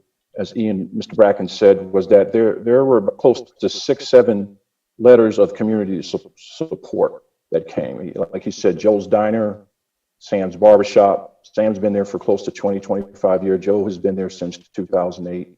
I think he also had an initiative. I would need to go back on my file here, but he did have 6 or 7 letters of support. The reason why he couldn't get other additional support is because of COVID. When we were sitting down talking about this project, COVID was here, and it was very difficult to get in front of people or get in front of meetings of people to try to sell this particular project. As it relates to the livable wage, we did talk to him, and any business that's about to open, and I respect what the council members are saying in reference to if we're going to give public dollars that are there. One of the things that Ian said that he would do is that he would aspire to the livable wage. What he wanted to do was to get his business up and going, and if it reaches the threshold at a point where he can do the livable wage, that he would be willing to aspire to that. So that's why this came forward to council there. And I really understand what your concerns are, but these are questions that came to us. What is important is that that building's been sitting blighted for a long time, and it does need to have some type of investment if we're going to protect the city's investments that's there, which is why the Office of Economic Development supported that. So I just want to add my 2 cents to that. Thank you very much, Mr. Dickey. Councilmember Caballero. Yeah, I know every city has its own formula for the standard living wage. So a lot of folks aim for $15 minimum wage, but in some places that would not be enough. You would need to make close to $22 in more expensive cities. So if somebody could let me know what the actual wage was, and it's something we should have actually, and I apologize, should have asked for the previous public hearing we just heard, because while they said they were paying a living wage, did not actually give a dollar amount. Maybe it was in the packet and I just missed it. So I apologize for that, but I'm just curious, at some point I know we were like $12.66, but that was, I think, 3 or 4 years ago now. I can say the city minimum, the city livable wage last year, I believe, was $15.68 or something That's right, like that. that's right, because it's tied to our city employees. Okay, thank you. It may be up from that at this point, but Also, the living wage, the local living wage project sets it at $13.35 an hour, but that's as of a couple of years ago, so it may be a little bit higher. other questions or comments? Councilmember Caballero. Yeah, I just have another clarifying question. What I thought I heard Mr. Bracken say, and I'm just curious if this is how people are fudging it. Are folks saying they're hitting their living wage because they're including their tips, even though the base pay that they're actually getting from the restaurant is less? And so I was curious if that's what he meant. Can I speak to that? Can I speak to that? I'm fine. Yes, you may, Mr. Bracken. Go ahead. I'm sorry. I don't know whether I'm muted or not, so I just don't know when to speak. No, go yes, ahead. what I learned from the Durham livable wage is absolutely that's happening. They start people on a different hourly wage with the guarantee that in a set amount of time, this is what I understand from the rules of the living wage, within a set amount of time, they will get to that living wage. So they're not started at $15 an hour. They're started at something like $12 an hour with the promise that within a certain amount of time they will get to that, and tips are being used to supplement this. So what the restaurants do is they take the tips into a pool and they distribute that into an hourly wage to make a livable wage, which if I could just speak more to the livable wage thing, I've worked in restaurants since I was 12 years old.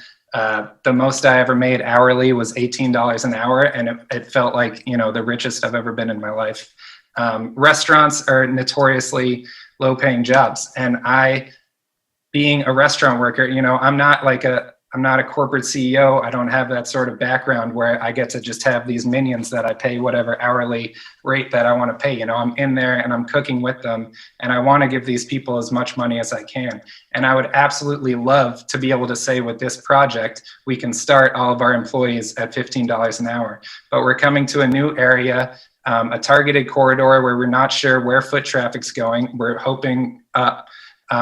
But we need to get in and we need to get established, and we need to figure out exactly what our profits are going to be so that we can pay these people. If we have the profits to pay people $15 an hour, that will absolutely be the first thing on my agenda. But I can't go in promising this just from my perspective and how I go about, deals that I make with people or promises that I make. I don't want to open this small restaurant where I'm literally, my savings account, I am exhausting my savings account trying to get this business open. And I want to be there, and I want to be there for these people, community members, and pay them as much as I can. But to go in selling sandwiches and grocery items, that are, hopefully low cost. We want to be able to serve the people that are in our community. To offer $15 an hour starting wage, I'll just be, if we're not serving 250 sandwiches a day, I'll be losing money. Like, the business won't be open to pay these people, So we have to figure out exactly what our profits are. We need to be open for 6 months, and then we can then we can apply for that Durham living wage and get that done. But that's absolutely number one on my priority. I am not in this to get rich. This is the smallest of the small business. I plan to be in Durham for the rest of my life. This is a starting point of my, ownership restaurant career. And I am so eager to get in there and teach people how to cook and serve the community. And I would absolutely love to be able to come in front of you and say, I'm going to start everybody on $15 an hour, but I can't know that for sure at this point, because we don't know exactly what our profits are going to be. Let me just, we're just looking at the Checkers website. What wages go from $9 to cashiers, $11 to $12 for assistant managers. So I think that's, wanted to just put some perspective on that. Yeah. Okay. Other comments, Councilmember Middleton. Thank you, Mr. Mayor, and thank you, Mr. Bracken, again. And I want to thank the Mayor Pro Tem, because I think she really provides an on-ramp for us to really kind of parse out our understanding and the philosophical underpinnings of our economic policy as a city, as a government. And I really resonate with a lot of what the Mayor Pro Tem said, particularly if you're a large corporation who wants to do business in our city. And you've got $1 billion in the bank and you're established and you're multinational. But as I see it, the whole animating proposition of economic development is to, one, identify and prop up businesses that don't have the capital, don't have the clientele yet, don't have the wherewithal to behave that way. Because if they did, what do they need an incentive for? What do they need economic development for if they're already at that capacity? And in this particular lane, if you will, where we're using public money to incentivize, using public money to spur economic development in blighted areas, it seems to me that one of the things that we have to keep vigilant about is, if we're going to use public money, to vet and be certain that who we use the money for actually is a business that does not have the wherewithal yet to pay $15 an hour. I'm not going to be mad at a cub for not being able to roar like a lion, full-grown lion yet, when they're a cub. We got to get them to the lion status, or else what is the animating proposition behind economic development if we're going to expect the recipients to behave full grown when they're not full grown yet? If you're full grown, what do you need our help for? But I appreciate the holding the line and calling us to accountability of using public money. But I think in these particular cases, when we're looking at economic development in blighted areas for small businesses, I think about all of the businesses, struggling businesses during COVID, that we just had money go out the door in grants and loans. Were it not for those grants and loans, would they be able to pay anything to their employees? So I think that if we're going to have an economic development policy, then I think we've got to be understanding that aspirational goals have to be part of the rubric as well. Where you're going to and where you're headed, and your willingness, your demonstrated willingness to get there. And with that, I would ask, and Chris, you've already spoken to it, perhaps Andre as well, what type of vetting, before you recommend to us to do these type of things, I'm assuming that there are some metrics and some guardrails that govern your behavior, some vetting that you go through before you recommend to us funding these initiatives. And I guess I would ask you directly, is being able to pay minimum wage, a living wage out the gate, one of your metrics in economic development, or is the willingness to get there your metric, and the demonstrated willingness to get there? If you guys could speak to that. Councilmember Middleton, again, I think as you articulated, there is a delicate balance that we're trying to do here in stimulating economic growth and supporting independent, small, women, minority-owned businesses as we, again, try to attract investment. Again, the city, including our department, are very much committed to the living wage program. But yet there is no red line that prevents us from investing in particularly small independent businesses around the living wage. Again, we have an interest in promoting and supporting local minority and women-owned small businesses.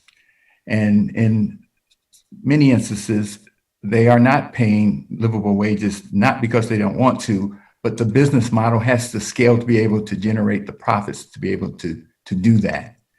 Again, the business development aspect of our work is to try to help these businesses first sustain themselves and grow so that they can be able to pay a living competitive wage consistent with the ambitions of our city.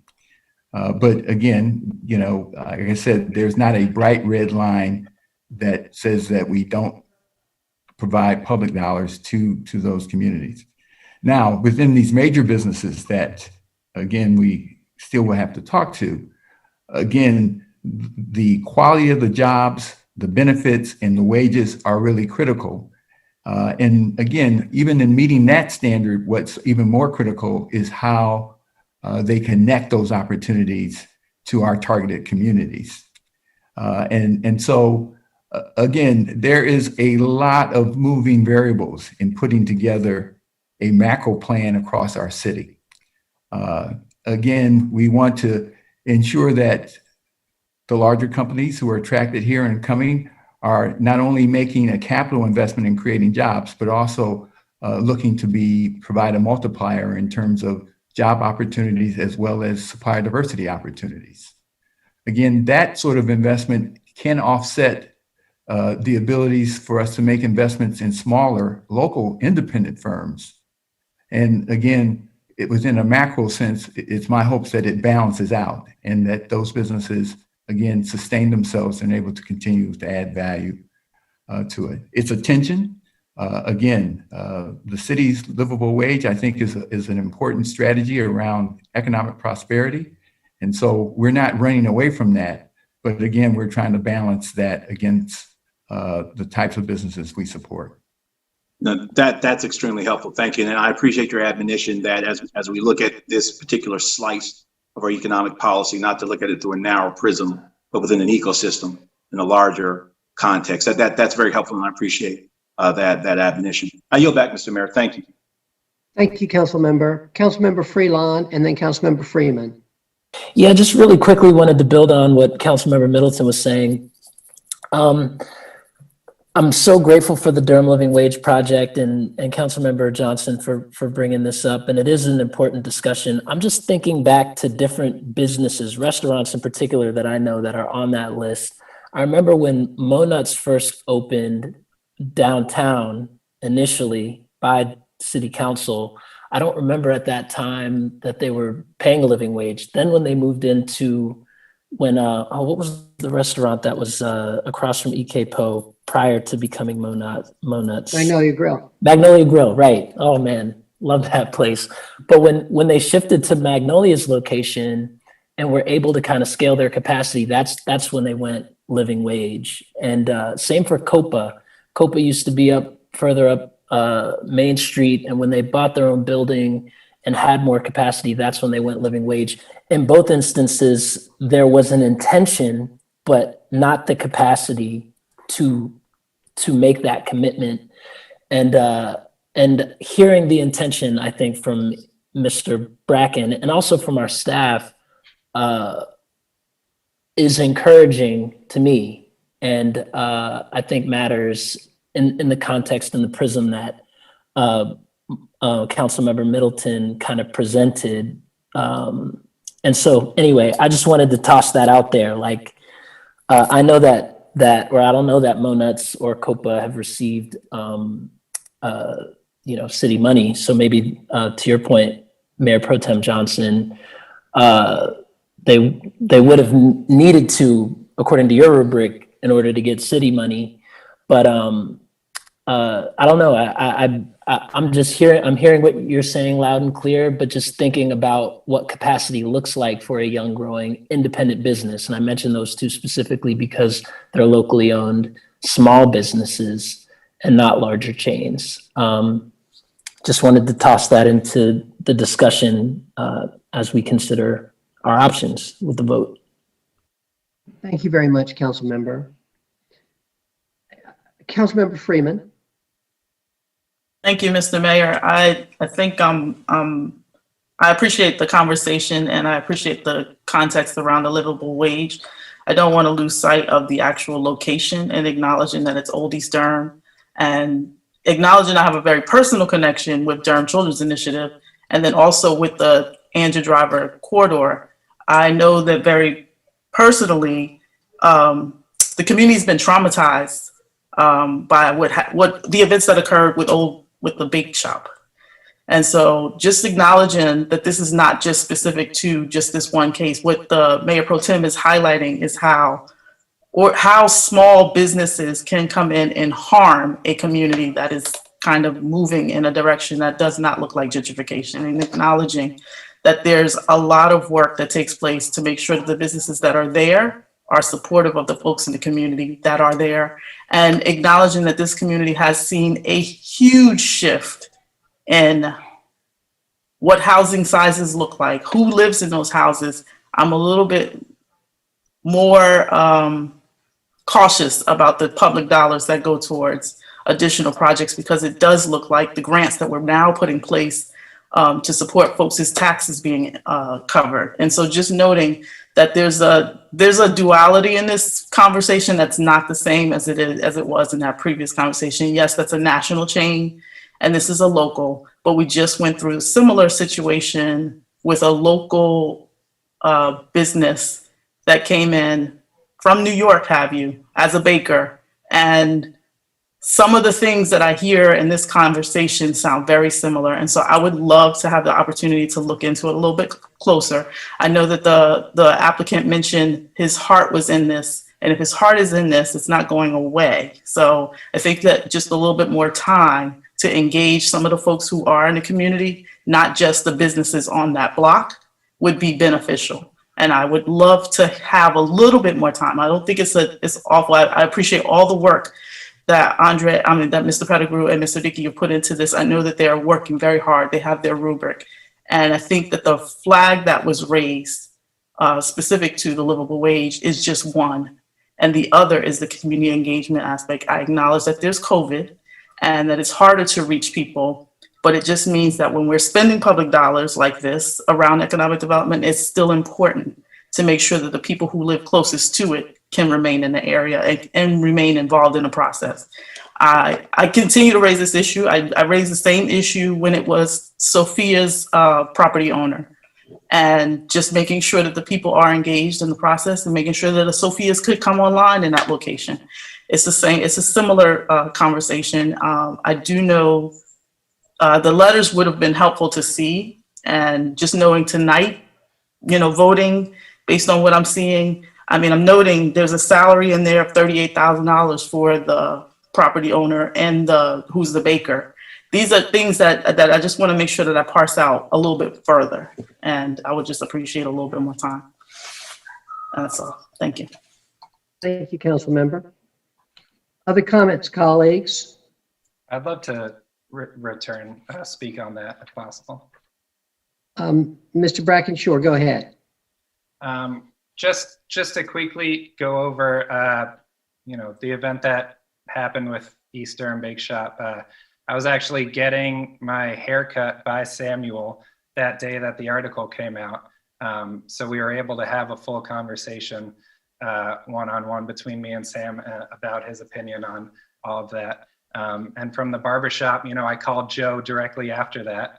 And with my mask on, I went over and had a conversation with Joe. And something that stood out about my conversation with Joe and something that he mentioned is, Joe moved to that area in 2007. He actually grew up in Boston, similar to me. So we had a quick connection through that. And between 2007 and 2008, Joe said something like the crime rate went down 78% with Joe being there, and just caring about the community and being a part of it. With somebody who made that deep of an impact on the community, you would think that everybody in that intersection at least would have introduced themselves or spoken with him. And Joe said that the people at East Durham Bake Shop never introduced themselves to him. They would receive orders on the side of the street where he would be, he would wave, and they wouldn't. Mr. Bracken? Yep. Mr. Bracken? Yes. I don't think that's appropriate here. Okay. I appreciate that you're trying to respond to Councilmember Freeman, but no one from the East Durham Bake Shop is here to be able to respond to anything that you might say to them about them, and I really just don't think that's appropriate. Okay, I apologize. No problem.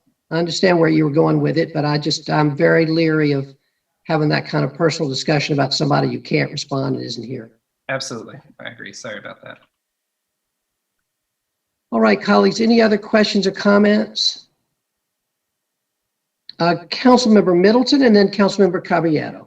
Thank you, Mr. Mayor. I would just ask, when I ask my colleague, Councilor Freeman, what if we were to wait, what would we be doing in the interim? Would there be some kind of canvassing of residents in the neighborhood? Would it be a rereading of the submission by OEWD? What is your vision as to what would happen if we delayed taking action on this tonight? If I might answer, Mr. Mayor, just the one addition could just be the letters itself. I know that there were letters mentioned, just making sure that we all saw them. I would love to get a look at them. An additional thing could be I would love to ask Mr. Dickey a few questions about the numbers. Honestly, I didn't go this deep into the conversation at work session. It wasn't. I knew there was going to be a presentation tonight. There wasn't one at work session, and so I didn't know that this lack or there was this much of a difference in that 2-to-1. That's mainly been the kind of questions, what brought up all the questions. And then also just noting that I know this is on Andrew Avenue and all that's been happening. Thank you, Council Member. Councilmember, I'm sorry, Councilmember Middleton, I didn't mean to cut you off. Are you? Oh, no, thank you, Mr. Mayor, and thank you, Council Freeman. I yield back, sir. Thank you. Sorry. All right. And Councilmember Caballero, I believe that you also had a question. Yeah, I just wanted to have a little bit clarification from staff what it would look like if we decided to pause to Councilmember Freeman's. She was looking for more time, and so I just wanted to have a better understanding of what that would look like.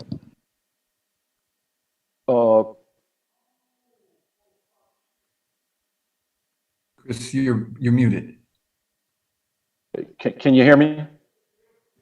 Can you hear me? Yes. Yes. All right. So in reference to some of the questions that were here, again, I think initially what I said that I at least know that there were at least 2 letters of support from Joe, written statements supporting this particular from Joe Bushfan and Samuel documents. I did not include them as a part of this as a part of the attachments. I mean, there's more attachments in this particular deal than any other deal that I put forward, and I didn't feel like the letters of support would be there that I could speak to that. So I apologize for that there. As it relates to 2-to-1, I mean, if you look at the memo, basically neighborhood revitalization, we could go up to 2-to-1. So we're within the guidelines of the neighborhood revitalization program in order to do this. What I can say is that we did about a year ago, we did the chicken hut, and that was a 2-to-1 ratio in reference to what we did, where basically it was a $49,000 project, and the city, I think, did approximately $24,000 or 20 some odd $1,000. So that was sort of a 2-to-1 ratio that was there supported. So we've done some 2-to-1 ratios, and we've also documented in some of those files that basically when we're doing deals of this nature, you're not going to have that 9-to-1. This 9-to-1 ratio with the Checkers deal that was there, that's unheard of, where we have local business people and then we have a 9-to-1 ratio. That normally doesn't happen. Normally we're 5-to-1, 4-to-1, 3-to-1. As it relates to the East Bakery Durham shop, East Bakery Durham shop did not apply for the grant that was in that building there. That was James Rogers, and I think that deal was more of a 3-to-1 investment there. So when we're along these targeted corridors, we're within the framework of the tenants that are there. So that's why you see the wide dispersion that's there with the Checkers. That's there, and much more investment was required to do the deal on the Fayetteville Street corridor. So I just want to bring that up. Councilmember Caballero, I think you had another question or that you wanted something else answered there. Yeah, I mean, we could vote on it tonight, or we could move to vote to another meeting. And so I just want to know what are the consequences for the applicant if we decided to do that?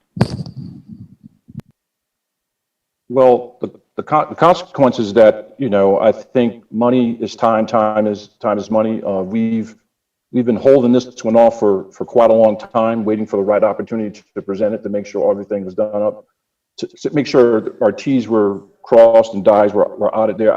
I think it's just penalizing the applicant. I mean, the sooner we can make our investment and having that then move forward, that would support them from a financial standpoint. But again, if council wants additional time, if they feel like they need additional time, OEWD would give any additional information that's required. Thank you. Thank you, Councilmember. Thank you, Mr. Dickey. Councilmember Reese.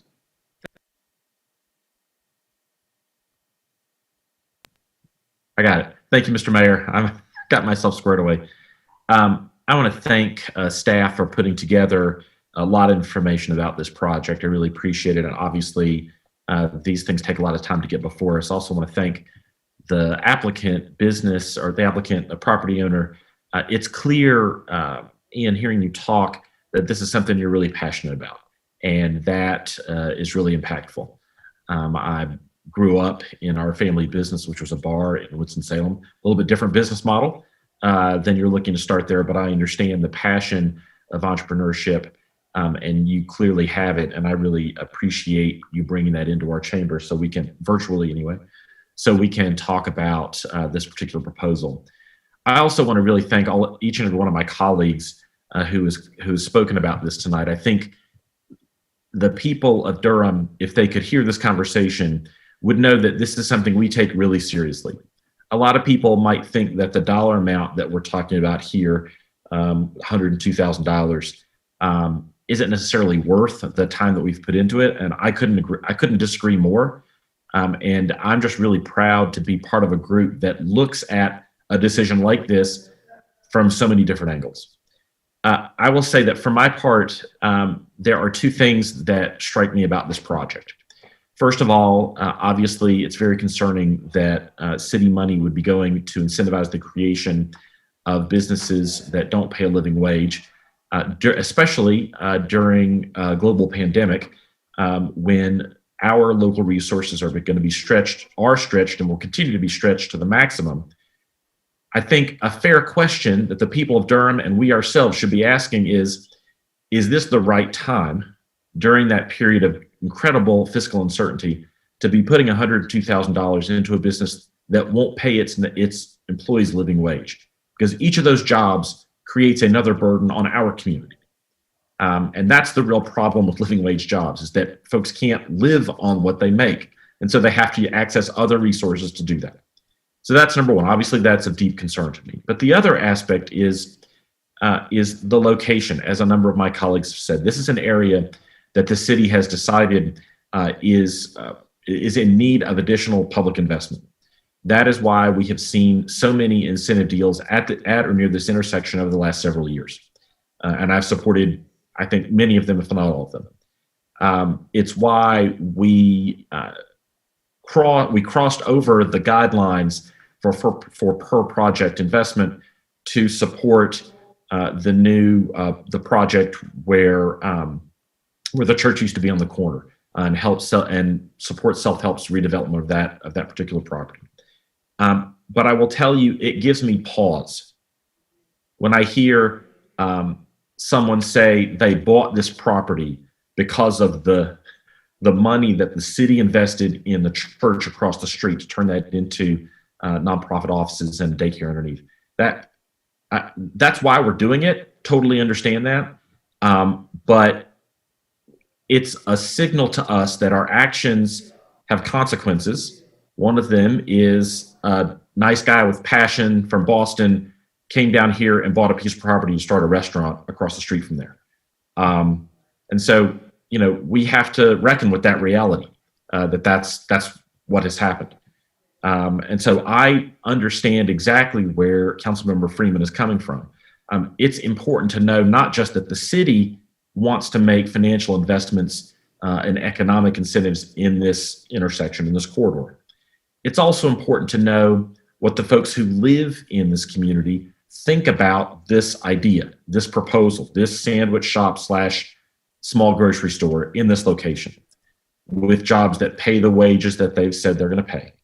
And I don't have that. What we have is a number of letters from nearby business owners who will obviously benefit from additional foot traffic generated by a sandwich shop and small grocery store. So if I had a business around there, I'd be signing that letter too. Totally understand that. So I take their support as a given, especially because I take that as a given. What I don't see and what I don't hear is any kind of other outreach to the community. You say this is the kind of business we want to put in here. These are the wages we're going to pay our employees. Is this something that would be a benefit to the community or not? And so in the absence of that, it's left to us to figure that out ourselves in terms of the vote that we're going to cast tonight. And so that's all of that is in the context of the broader economic development strategy that Councilmember Middleton quite rightly points out, is that often in order to incentivize the creation of a new business, especially in the food service industry, if you start the process by requiring living wage jobs for public investment, you're not going to get a lot of restaurants incentivized to be started. And that's just a fact of life. That's the output of the business model that exists. And that stinks, obviously. And so I think that's another issue we have to ask ourselves is, we want additional business investment in this corridor. What does that look like? Do we want to say yes to everything that comes through here because we know that economic development in this corridor is important to us and important to the community? Or during a time of a global pandemic, can we be a little bit more choosy about how we spend our money, about the types of jobs we're actually creating? And so that's the question that I'll be answering when we vote. I honestly am not sure how I'm going to vote yet because it's a close call for me. But I just wanted to kind of lay out some of the things I'm thinking about. I appreciate your time. Thank you, Mr. Mayor. Thank you, Council Member. I wanted to make a comment. We've got ourselves in a complicated box here tonight.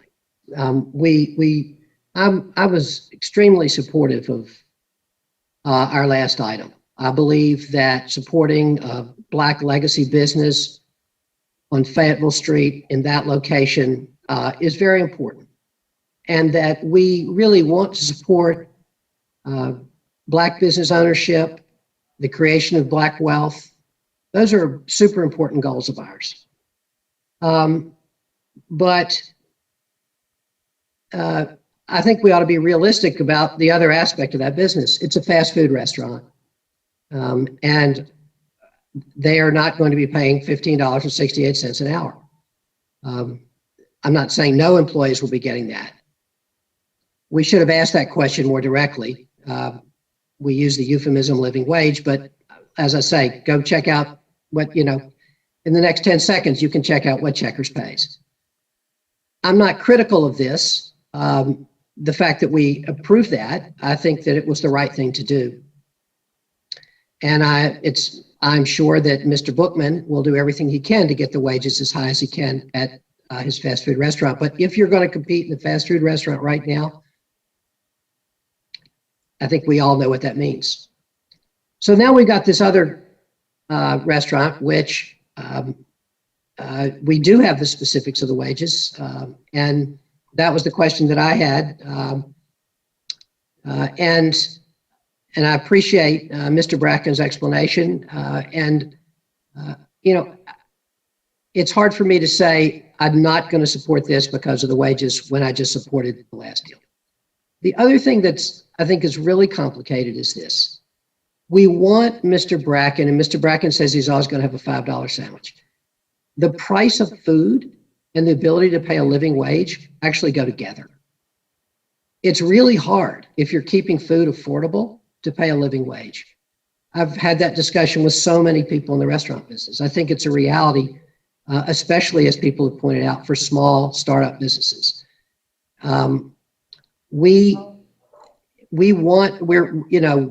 At this, every $5 sandwich that Mr. Bracken sells, and if he is indeed, as he says, always going to have a $5 sandwich on the menu, that's going to hurt his ability to pay a living wage. Keeping food prices reasonable and paying a living wage, both of those things together, is very hard to do. So I'm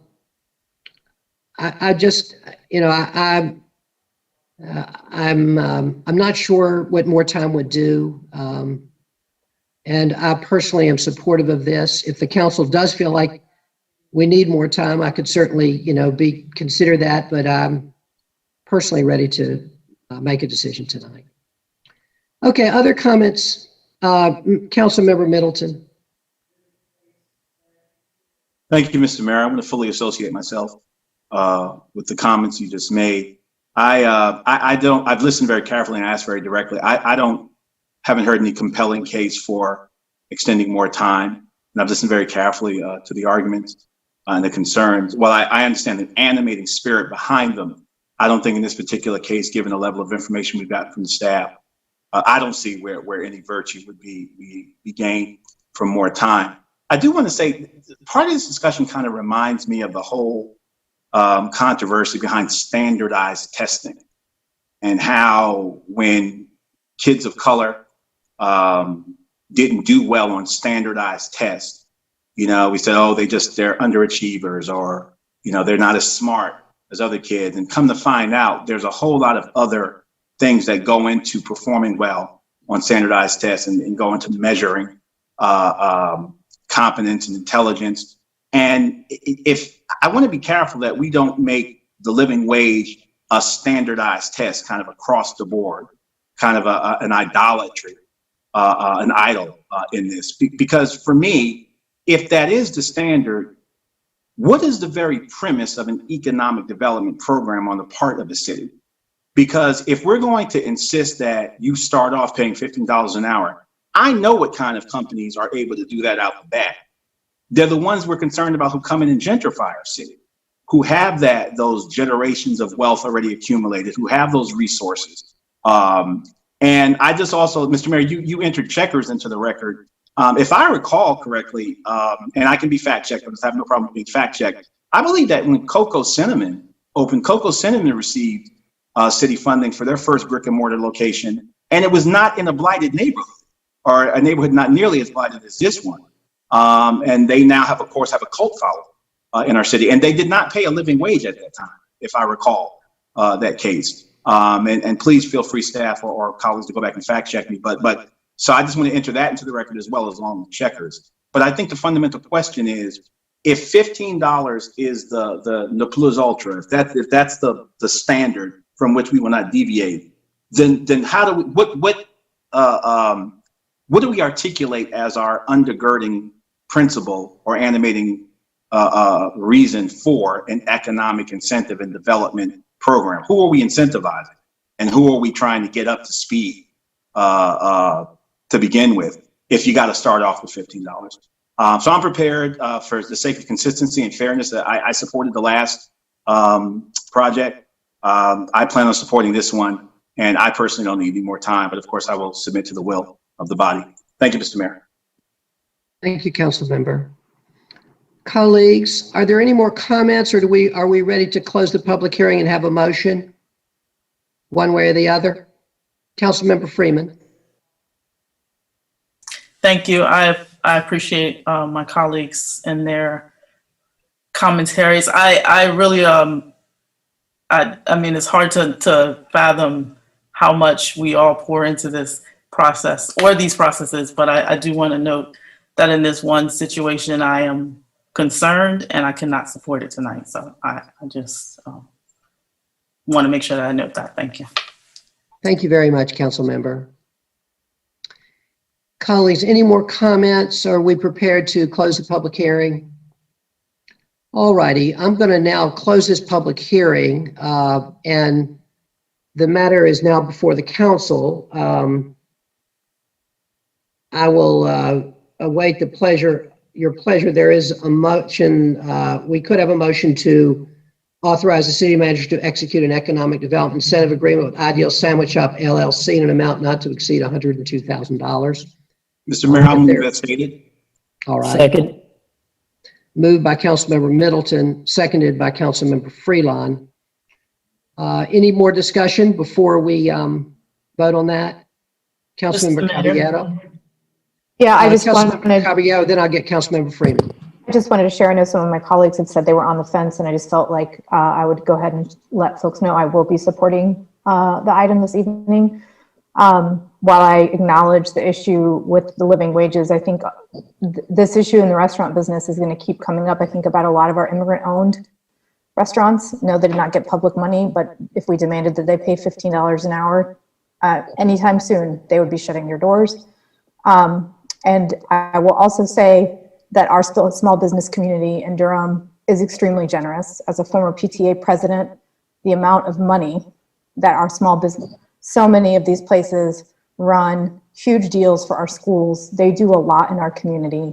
And we have ample examples of other small businesses like Monuts, like Cocoa Cinnamon, that the community supported and within 3 to 4 years have been steadfast supporters and really model employers in the city of Durham. Thank you, Councilmember. Councilmember Freeman? Yes, Mr. Mayor, I was just going to offer a friendly amendment to the motion that we send it back to the interim city manager Page and allow for an additional cycle to bring this back forward. I'll ask Councilmember Middleton if he would accept the amendment to delay this for another cycle as part of this motion. Thank you, Mr. Mayor. First, I'd like to offer a point of parliamentary order. I know we've done it a couple of times, but that's not actually the way a friendly amendment works according to parliamentary procedure. After it's been offered and seconded it, it's no longer the property of the person that offered it. It would take a whole nother motion and second and vote to amend it. But our protocol being established, no, I will not entertain an amendment to it. But moving forward, we should note that that's not actually the way a friendly amendment works. So thank you, Mr. Mayor. Thank you, Councilmember. I am not a parliamentary expert, and I appreciate the lesson. Thank you. All right. Any more comments, colleagues?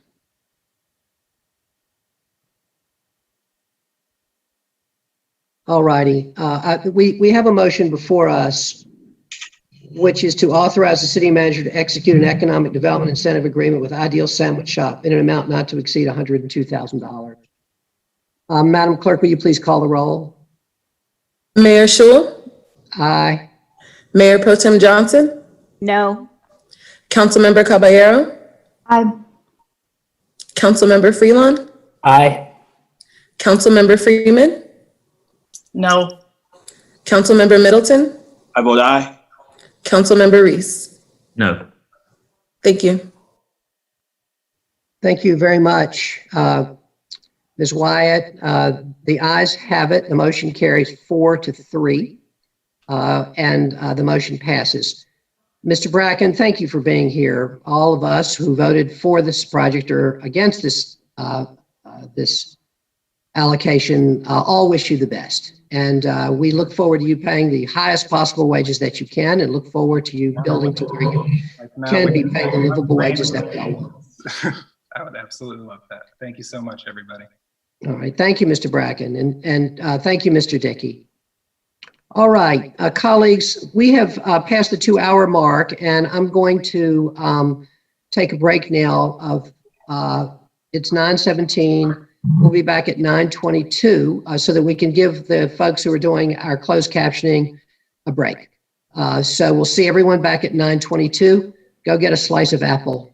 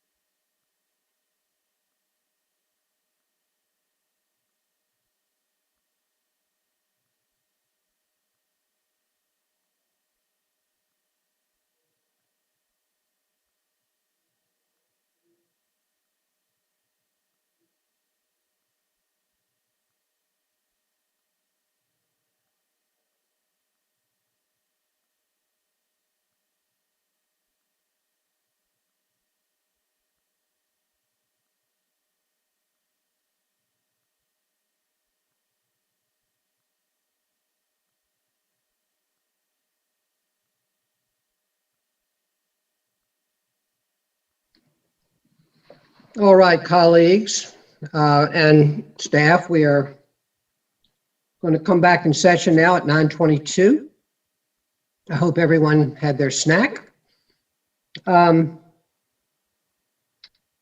we're glad to give a break to our closed captioners. We're now at item 25, an economic development incentive with the Clorox company. And first, we will hear the report from staff.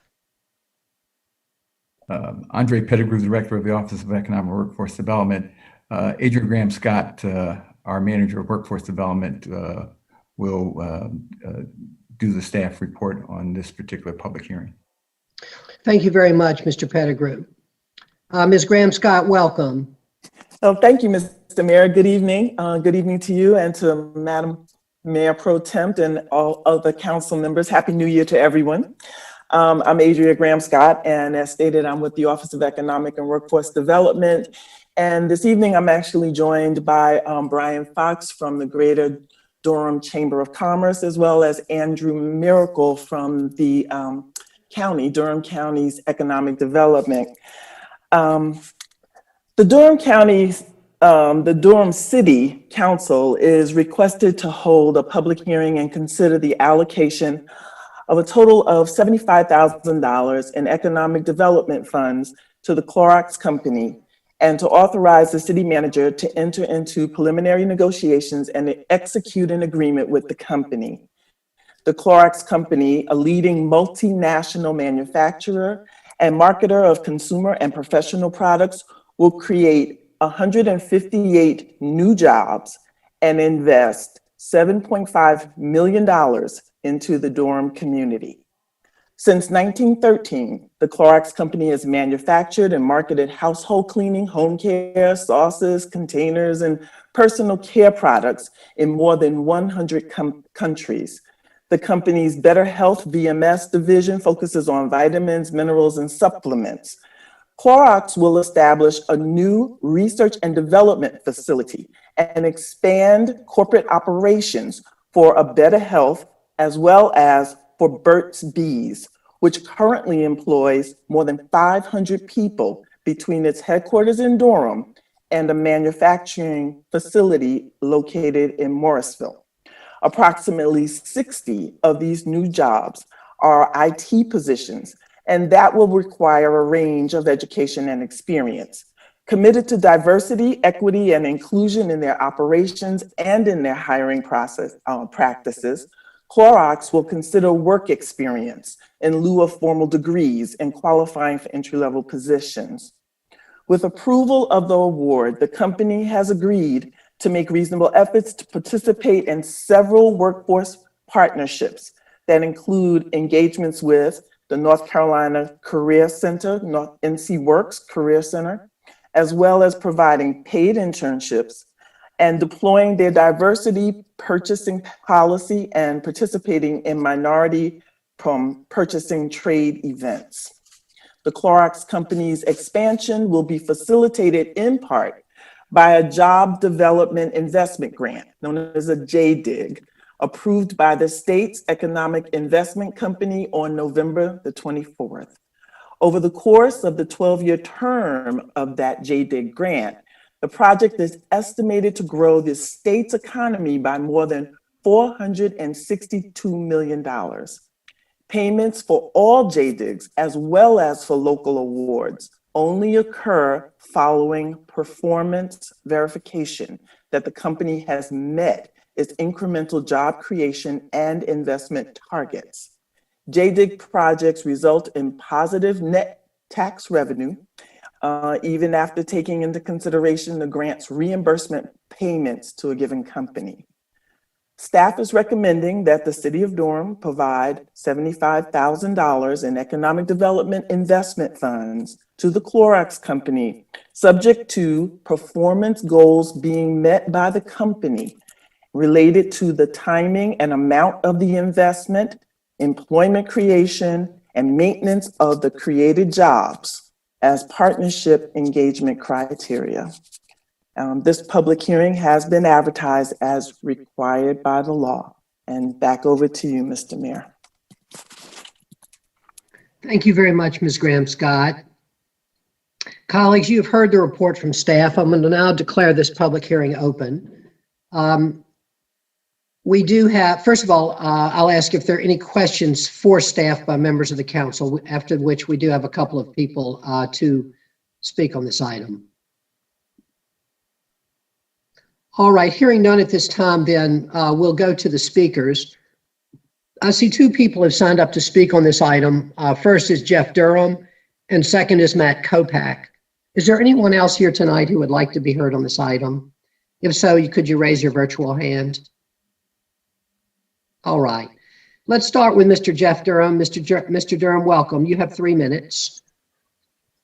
Good evening and Happy New Year, Mr. Mayor, Mayor Pro Tem, council members, Madam Manager, staff, as well as neighbors. I'm Jeff Durham. I'm President and CEO of the Greater Durham Chamber of Commerce. And as we've heard tonight, and I was really encouraged by hearing the depth of the conversation earlier, you know, economic development projects take many forms, and they're all really equally necessary to sustain a diverse ecosystem. And I'm so pleased to be included in the discussions and supportive of the projects that we heard earlier. I want to applaud you all for joining the state and the county and supporting the growth of the Clorox company here. Burt's Bees and Clorox have been an important part of our community for over 20 years now. And while new headquarters and those jobs that Adrian mentioned are significant on their own, even more so during a crisis of both public and economic health, those jobs also carry a significant multiplier effect, and along with Burt's Bees' record of great corporate citizenry. Recent examples of this, such as Burt's Bees' partnership with Duke University and leading the multi-million-dollar Durham COVID-19 fund to support local nonprofits. While the pandemic has further exacerbated underlying economic issues, partnerships like this actually add to our bottom line and enable the city to work directly with the state and the county in ensuring that these jobs and investments support workforce development, education, and other systems that are being primed for more equitable economic development and shared prosperity, so that these opportunities further benefit our whole community. The Chamber looks forward to continuing to facilitate our work together, and I thank you for hearing us this evening. Thank you very much, Mr. Durham. Mr. Kopak, welcome. We're glad to have you with us, and you also have 3 minutes. Thank you so much, Mr. Mayor, Mayor Pro Tem Johnson, members of the council, and come in. What's that? Oh, sorry, I thought somebody was chiming in. Once again, my name is Matt Kopak, resident of Durham, and a sustainable business and innovation manager for Burt's Bees, which is a division of Clorox. And I'm here this evening as a local rep of Clorox to thank the city for its partnership to help make the proposed expansion possible. I know Clorox has submitted a lot of information for you to review in advance. So tonight, I just wanted to start with a bit of history. Burt's Bees has been in the region since the early 1990s, when Burt first arrived in his Birkenstocks and wild beard with his business partner, Roxanne Quimby. And they were a small and growing business from Maine, looking for skilled manufacturing labor and access to distribution channels, and felt this was a great region and community to be in. After a couple of moves around this area, Burt's Bees settled in southern Durham County in 2000, where a manufacturing plant still operates today, and where we make products for global distribution to 50 countries with a manufacturing workforce of almost 200 people. We were acquired by Clorox, which sort of brought Clorox into the local equation in 2007. And then in 2010, with the help of local incentives by the city, we took a leap and relocated our entire commercial staff to the American Tobacco campus in downtown Durham, where we're still based today. And now in 2020, we're excited about this announcement and the opportunity for Clorox to further expand and accelerate its growth in Durham and deepen partnership with the city of Durham in this community. So it's exciting that Durham will be home to not just Burt's Bees now, but can be a second headquarters for the company with this global vitamins, minerals, and supplements business and an IT hub. The investments will go initially into our office and that new lab space that were mentioned. There's a plan to expand on our pre-existing role in supporting youth internships, and also look forward to exploring opportunities to work with the city and economic developers to find those opportunities for local diverse procurement opportunities with MWBEs. And it was mentioned, we take inclusion and diversity very seriously in hiring, promotion, and work culture, and look forward to continuing our practice of sustainable business practices and building on the existing support we've provided financially for COVID relief, for Black-owned businesses, for racial justice, and for green infrastructure and food security, which in 2020 all told, I think surpassed $500,000 locally. So I love that the story Burt's Bees and Clorox are part of the story of Durham, and that a former tobacco warehouse is now home to a health and beauty hub. And I love that we're posed for more good things to come. I appreciate you entertaining this item and for the opportunity to speak this evening. Thank you very much, Mr. Kopak. Just to refresh everyone, colleagues, this came before us in a closed session several months ago. I can't remember the exact date. So I know we were made aware of this at that time, although we were not given the name of the company. We were given the information about the employment, the pay, and all those kinds of things. So I just wanted to remind everyone of that. All right, council members, questions or comments at this time? Mayor Pro Tem? Thank you, Mr. Mayor. Yeah, I was wondering where that information was in that it's not in our agenda packet, the information about pay and benefits. I know that for these grants, we require that the employer pay our living wage and that they provide health insurance and keep the job on the books for a year, but I didn't see it written down. So I just wanted staff to confirm that the company in this item is meeting that standard. Yes, in fact, I apologize for not submitting that information, Madam Pro Tem, and I can submit that to you. But in fact, it has been verified in a packet that was sent to us with information. And I'm not certain if perhaps maybe Mr. Miracle or Mr. Fox might be able to speak to some specifics around that. Great, thank you.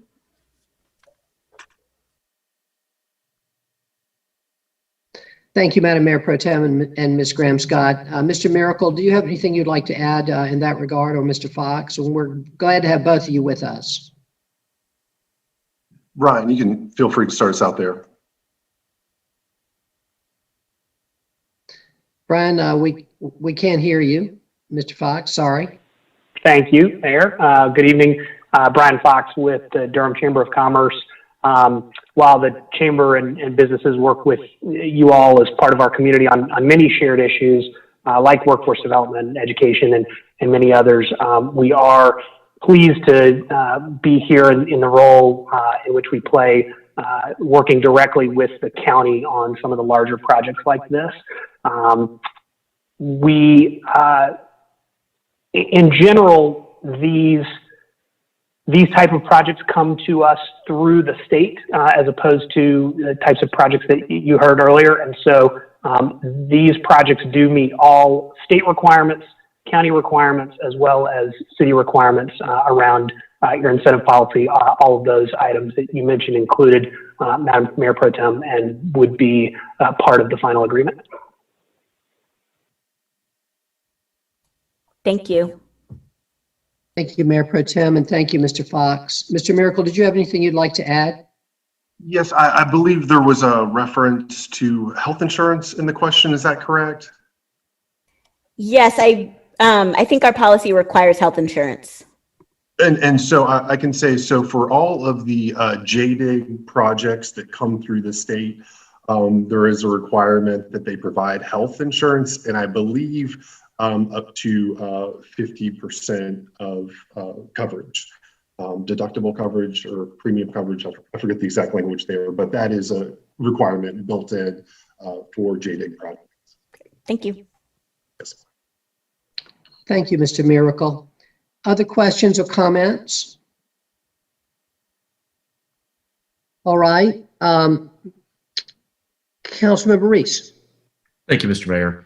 I want to thank staff for putting this together for us. I know projects like this that come through the JDIG system are really big, unwieldy, complicated, difficult to kind of package for our purposes. And so I appreciate all the work that went into that. I have a question for my friend Matt Kopak. Full disclosure, Matt is a personal friend in addition to a great member of our Durham community. I'm going to ask him a really hard question, and I hope that that's okay. Matt, I want to ask you, yeah, thanks. I want to ask you why the Clorox Corporation needs $75,000 of Durham's dollars to do this. Clorox is at the closing bell today. Clorox's market cap was $25.27 billion. Net sales in 2019 were $6.2 billion. Why in the world is $75,000 of Durham's money needed to do this? Yeah, I appreciate the question, Councilmember Reese. I think it's a good one. I think tough questions are always appropriate. So I was not personally involved in the details of negotiating this deal, either at the state level or at the local level, but I'm acting as a representative this evening for the company. So I have to say there may be members of staff or the chamber who can better answer that question. But one thing I do know for sure is that there is a role that local communities play in contributing to incentive deals in order to make JDIG deals possible. So I know that's one answer to the question. And I believe that staff and the chamber may be able to add additional color to it. But I certainly do understand the reason for the question. Yeah, I'd like to ask either staff or Mr. Miracle or Mr. Fox, whoever is best able to answer, or Mr. Pettigrew. Thank you, Mr. Mayor. Again, in my tenure in the position as the director, I have not brought very many deals of this type to you. In fact, this is the first one. Again, we were competing against other communities in order to secure this opportunity. And as a part of the JDIG program, it requires both state and local matches. Again, my staff did the work to determine, again, the value of the jobs. Again, these are all jobs beyond livable wage and includes benefits. But the other thing that excited me and my team was the ability to work with a corporate citizen that had a track record of supporting minority communities. And that's Clorox. I will also acknowledge that I have had a previous experience with Clorox in Oakland, where I actually ran the Minority Business Development Center in Oakland. And I found them to be good, consistent corporate citizens, and to essentially be able to bring that expertise and wherewithal and history to our community, I think, again, helps us accelerate our goals around shared economic prosperity, diversity, and inclusion. The final thing that I will say in terms of the investment, again, we're competing against other communities. Again, the $75,000 investment that we're contributing, I believe will pay for itself in a multiplier. The $75,000, and this is a performance grant, it's based on the jobs that they create. And so to me, there's a strong ROI and multiplier in bringing this particular incentive agreement to you as City Council. Thank you very much, Mr. Pettigrew. Mr. Mayor, Councilmember Reese. Councilmember Reese, were you? Oh, I'm sorry, Ms. Graham Scott. I apologize. Go ahead. I apologize, Mr. Mayor. I just wanted to add on to Mr. Pettigrew's comments that it is calculated and estimated that within 5 years, we'll have received a projected of over $156,000 in new revenue that will be generated by this project. And as Mr. Pettigrew indicated, this is a performance-based an incentive, and it actually pays for itself while simultaneously creating a partnership that will support ongoing growth for the Durham community. Thank you, Ms. Graham-Scott. Councilmember Reese, do you feel like you got your question answered, or do you have more on that?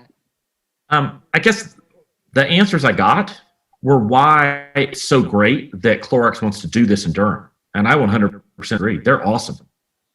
Burt's Bees is awesome. What Clorox wants to do here is awesome. It's my understanding that we ought to be doing this but for our investment, it won't happen. And if someone could tell me if that's the case, that would be great. I'm sorry that I missed the work session where this was talked about in closed session. Is it the case that if the city does not put in its share, then the entire deal falls apart? Is that what happens? Because if so, we should make that explicit so that we all know that and that the people watching this all know that. And if that's not the case, we all ought to know that too. Thank you. I appreciate that, Mr. Mayor. Thank you, Councilmember. I thought that's where you were going. And so I'll just say it's my understanding, and I'd like some confirmation from this from Mr. Miracle or Ms. Graham-Scott or someone from the chamber, that the JDIG, that in order to get the JDIG grant was, at least the state felt, it was necessary to have the JDIG grant to compete successfully for this. And that in order to get the JDIG grant from the state, we had to put in this match. And so I guess I would like to ask staff to confirm whether or not that's true. Mr. Mayor, that is true. Qualifying local awards are required as a Tier 3 county, as Durham County is a Tier 3 county. The qualifying local awards are required for the JDIG. Thank you. That was very helpful. If I could just briefly, Mr. Mayor, and then I'll stop talking. Sure, please do. Thank you. No, I don't mean please stop talking. What I mean is please go ahead. Thank you. I intend to support the measure for that reason. I think it's important that this project happen. I think there are great benefits to our city. I think in terms of the investment, the ROI, as Andre said, is fantastic. I love almost everything about this, except that Durham is required by the state to kick in for this to work. Because no one on this call, on Clorox's senior leadership, on their board, no one in the country could honestly and with a straight face look at me and tell me that the Clorox Corporation needs Durham's $75,000 to make this project work. That's not accurate. That's not true. So I hope we're not all pretending that that's true. What we are doing is saying state law, in order for them to participate in this JDIG program, local governments have to kick in. And that is the way it is, and it stinks. It feeds into a cycle where states across the country compete with each other. Local governments, local communities compete with each other about the most lucrative incentive package they can offer these huge, absolutely massive, over $25 billion in market capitalization, these corporations who don't need our money, but know they can get it. The only way this vicious cycle will ever stop is if a state says no. And there's no incentive to do that. The other way is for the federal government to outlaw these ridiculous incentive packages. But that's not going to happen. None of that's going to happen. But I deserve my 3 minutes to rant about it. I will get off my soapbox now and thank everyone for humoring me tonight. I just get really grumpy about these, but I'm good now. Thank you, Mr. Mayor. Well, Councilmember Reese, we appreciate it. You're right. And you'll have another chance to say that about the next item as well, of course. So unless you want this previous rant to have covered that. Okay. Yeah, probably so.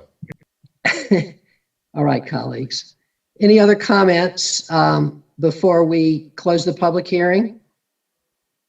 All righty. I do have one other comment. I just want to recommend to staff, we did get a good, thorough understanding of this when we were in closed session, but of course, not everybody was in closed session. I think next time it would be better to add more information. We've been more helpful, Mr. Pettigrew, so just for the future. All right. Colleagues, I'm going to close this public hearing, and now I'm going to ask for a motion to authorize the city manager to negotiate and execute an economic development incentive agreement in the amount of $75,000 to the Clorox company. Moved as read. Moved by Councilmember Caballero. Who was the second? Seconded. Seconded by Councilmember Freeland. Madam Clerk, Madam Deputy Clerk, please call the roll. Mayor Schul, Aye. Mayor Pro Tem Johnson, Aye. Councilmember Caballero, Aye. Councilmember Freeland, Aye. Councilmember Freeman, Aye. Councilmember Middleton, I vote aye. Councilmember Reese.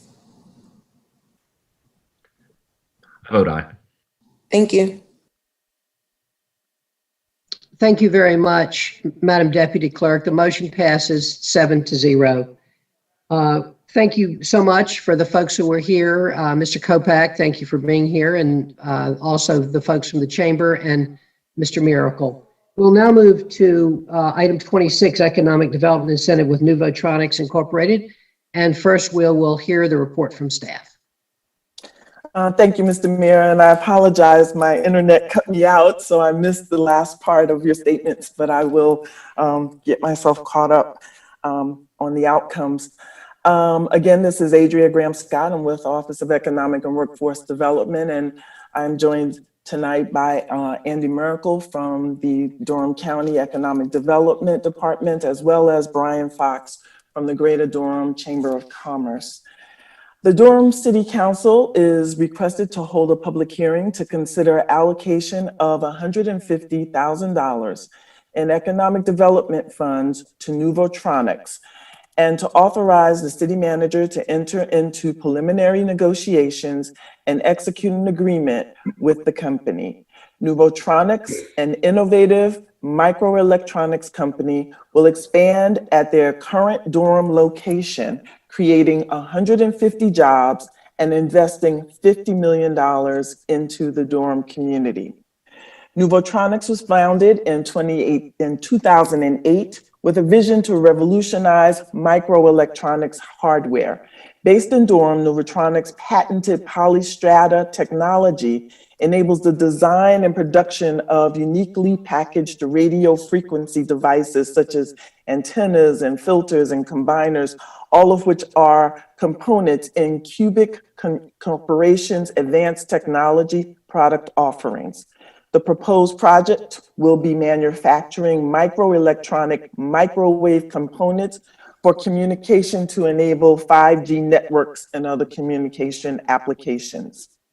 The proposed facility will allow Nuvotronics to be more effective in its manufacturing process and technology innovation, therefore, to serve its current customers better and meet the demand of additional customers. With the approval of the award, the company has agreed to continue their commitment to building and expanding their supplier diversity spending. In addition, the company will make reasonable efforts to participate in several several workforce development partnerships that include engagements with Durham Public Schools Career and Technical Education, Durham Technical Community College, NC Works Career Center, and North Carolina Central University. Moreover, with a long and established commitment to diversity, equity, and inclusion in their operations and hiring practices, Nuvotronics will consider work experience in lieu of formal degrees and qualifying for entry-level positions. Nuvotronics expansion will be facilitated in part by a Job Development Investment Grant, a JDIG, approved by the state's Economic Investment Company on October the 30th. Over the course of the 12-year term of the JDIG grant, the project is estimated to grow the state's economy by more than $299 million. Payments for all JDIG and local awards only occur following performance verification that the company has met its incremental job creation and investment targets. JDIG projects result in positive net tax revenue, and that's even after taking into account the grant's reimbursement policy. Staff is recommending that the City of Durham provide $150,000 in economic development investment funds to Nuvotronics, subject to their performance goals being met by the company relating to timing and amount of investment, employment creation, and maintenance of the created jobs, as well as partnership engagement criteria. This public hearing has been advertised as required by law. And back to you, Mr. Mayor. Thank you, Ms. Graham Scott. Colleagues, you have heard the report from staff. I'm going to now declare this public hearing open. And we have two people who signed up to speak on this item. But first, I'll ask, excuse me, are there any questions at this point from members of the staff? All right, then we have two people, it is my understanding. We have several people here who are available to speak, but it's my understanding that two people would like to speak. One is Mr. Jeff Durham, and the second is Mr. Martin Amen, or not sure how you pronounce your last name, sir. Amen. Say again. Amen. Amen, great. First we'll hear from Mr. Durham. Great. Welcome, Good evening. Mr. Durham, and you have 3 minutes. Thank you, sir. Good evening again, council members, Madam Manager, staff, and neighbors. I'm Jeff Durham, President and CEO of the Durham Chamber.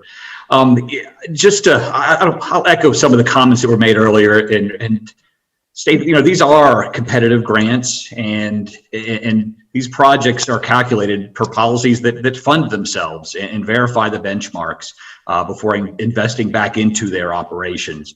And we're really proud to partner with the team at OEWD to help vet these projects. And we will remain here to help one another further refine this process, to stay in line with the county and other progressive community who are also doing the same thing in this space. We're really excited to be here and support a great hometown manufacturer in a different part of the city in our growing tech cluster. The direct and indirect benefits that have already been discussed are further multiplied again by working with the state and the county. We are able to ensure that workforce development, education, and community partnerships are leveraged so that those opportunities further benefit the needs of our whole community. The Chamber does look forward to working with this team, and you all are continuing to facilitate our work together. So thank you again. Thank you very much, Mr. Durham. Mr. Amen, welcome. We're glad to have you, and you also have 3 minutes. Okay, thank you very much. I did want to note Mark Anthony's Star Trek Enterprise flying in the background, so that's quite applicable to this this project anyway. First of all, I do want to thank you, the Durham City Council, for your support. This project really brings proven technology from a R&D perspective into high volume production. This, along with the creation of high paying jobs, this project will also keep and maintain what I'd consider a very high technology edge in Durham, North Carolina, and even in the United States from a broader perspective. This project also fosters component level development, be part of almost all complex communication networks and elements that are service around the globe as well in space. We're really excited about the opportunity, and I know we've been working at it now for the better part of at least 2 years in this advancement. And I know we've just in 1 year, we created 30 jobs. And so we're looking forward now to even take it to another level. Thank you. Thank you very much, Mr. Amen. All right, colleagues, you have heard the speakers. Let me first ask, is there anyone else here today who would like to be heard on this item? Anyone else? Okay. Colleagues, now time for questions and comments that you may have. Anyone? All right. Any questions or comments? Mr. Reese, would you like to repeat your Thank you, Mr. Mayor. Just like to point out that Nuvotronics is actually a great company here in Durham. They were bought, as I understand, last year for something in the neighborhood of $64 million in cash. Now owned by Cubic Corporation, which at the closing bell today had a market cap of just shy of $2 billion. But as I said before, we are participating in this race to the bottom with every other state in the union. And until we make some different choices at the state federal level. We're going to continue to do that. And so I'll be casting my vote to give this large corporation $150,000 more of Durham's money tonight. Thank you, Mr. Mayor. Thank you very much. Any other comments, colleagues? All right, then I'm going to declare this public hearing closed, and the matter is now back before the council. Hang on a second, and I'll get myself together. This will take a vote to authorize the city manager to negotiate and execute an economic development agreement, incentive agreement in the amount of $150,000 to Nuvotronics Incorporated. Is there such a motion? Moved as read. Second. Moved by Councilmember Middleton, seconded by Councilmember Freelon. Madam Clerk, will you please, Madam Deputy Clerk, please call the roll. Mayor Schul, Aye. Mayor Pro Tem Johnson, Aye. Councilmember Caballero, Aye. Councilmember Freelon, Aye. Councilmember Freeman, Aye. Councilmember Middleton, I vote aye. Councilmember Reese. Aye. Thank you. Thank you very much. Ms. Wyatt, and the ayes have it, the motion passes unanimously, and we want to say to Mr. Amen, thank you for being with us. We wish you good luck in the business, and we know that you're going to be a great corporate citizen here in Durham, continue to be, so thank you. Thank you. And I also want to thank the folks from the chamber and our staff, Ms. Graham Scott, Mr. Pettigrew earlier, Mr. Dickey, for being with us tonight through these public hearings, and also Andy Miracle. Mr. Miracle, thank you. We appreciate when you come over from the county. It's always good to have you. Thank you. All right. And thank you, chamber friends, and as well. All right, colleagues, I believe that is all the business to come before this body. I look forward to seeing all of you all virtually on Thursday, and I'm going to declare this meeting adjourned at 9:59 p.m. Good night. Good night, y'all. Thank you for your Good support. night. Aye.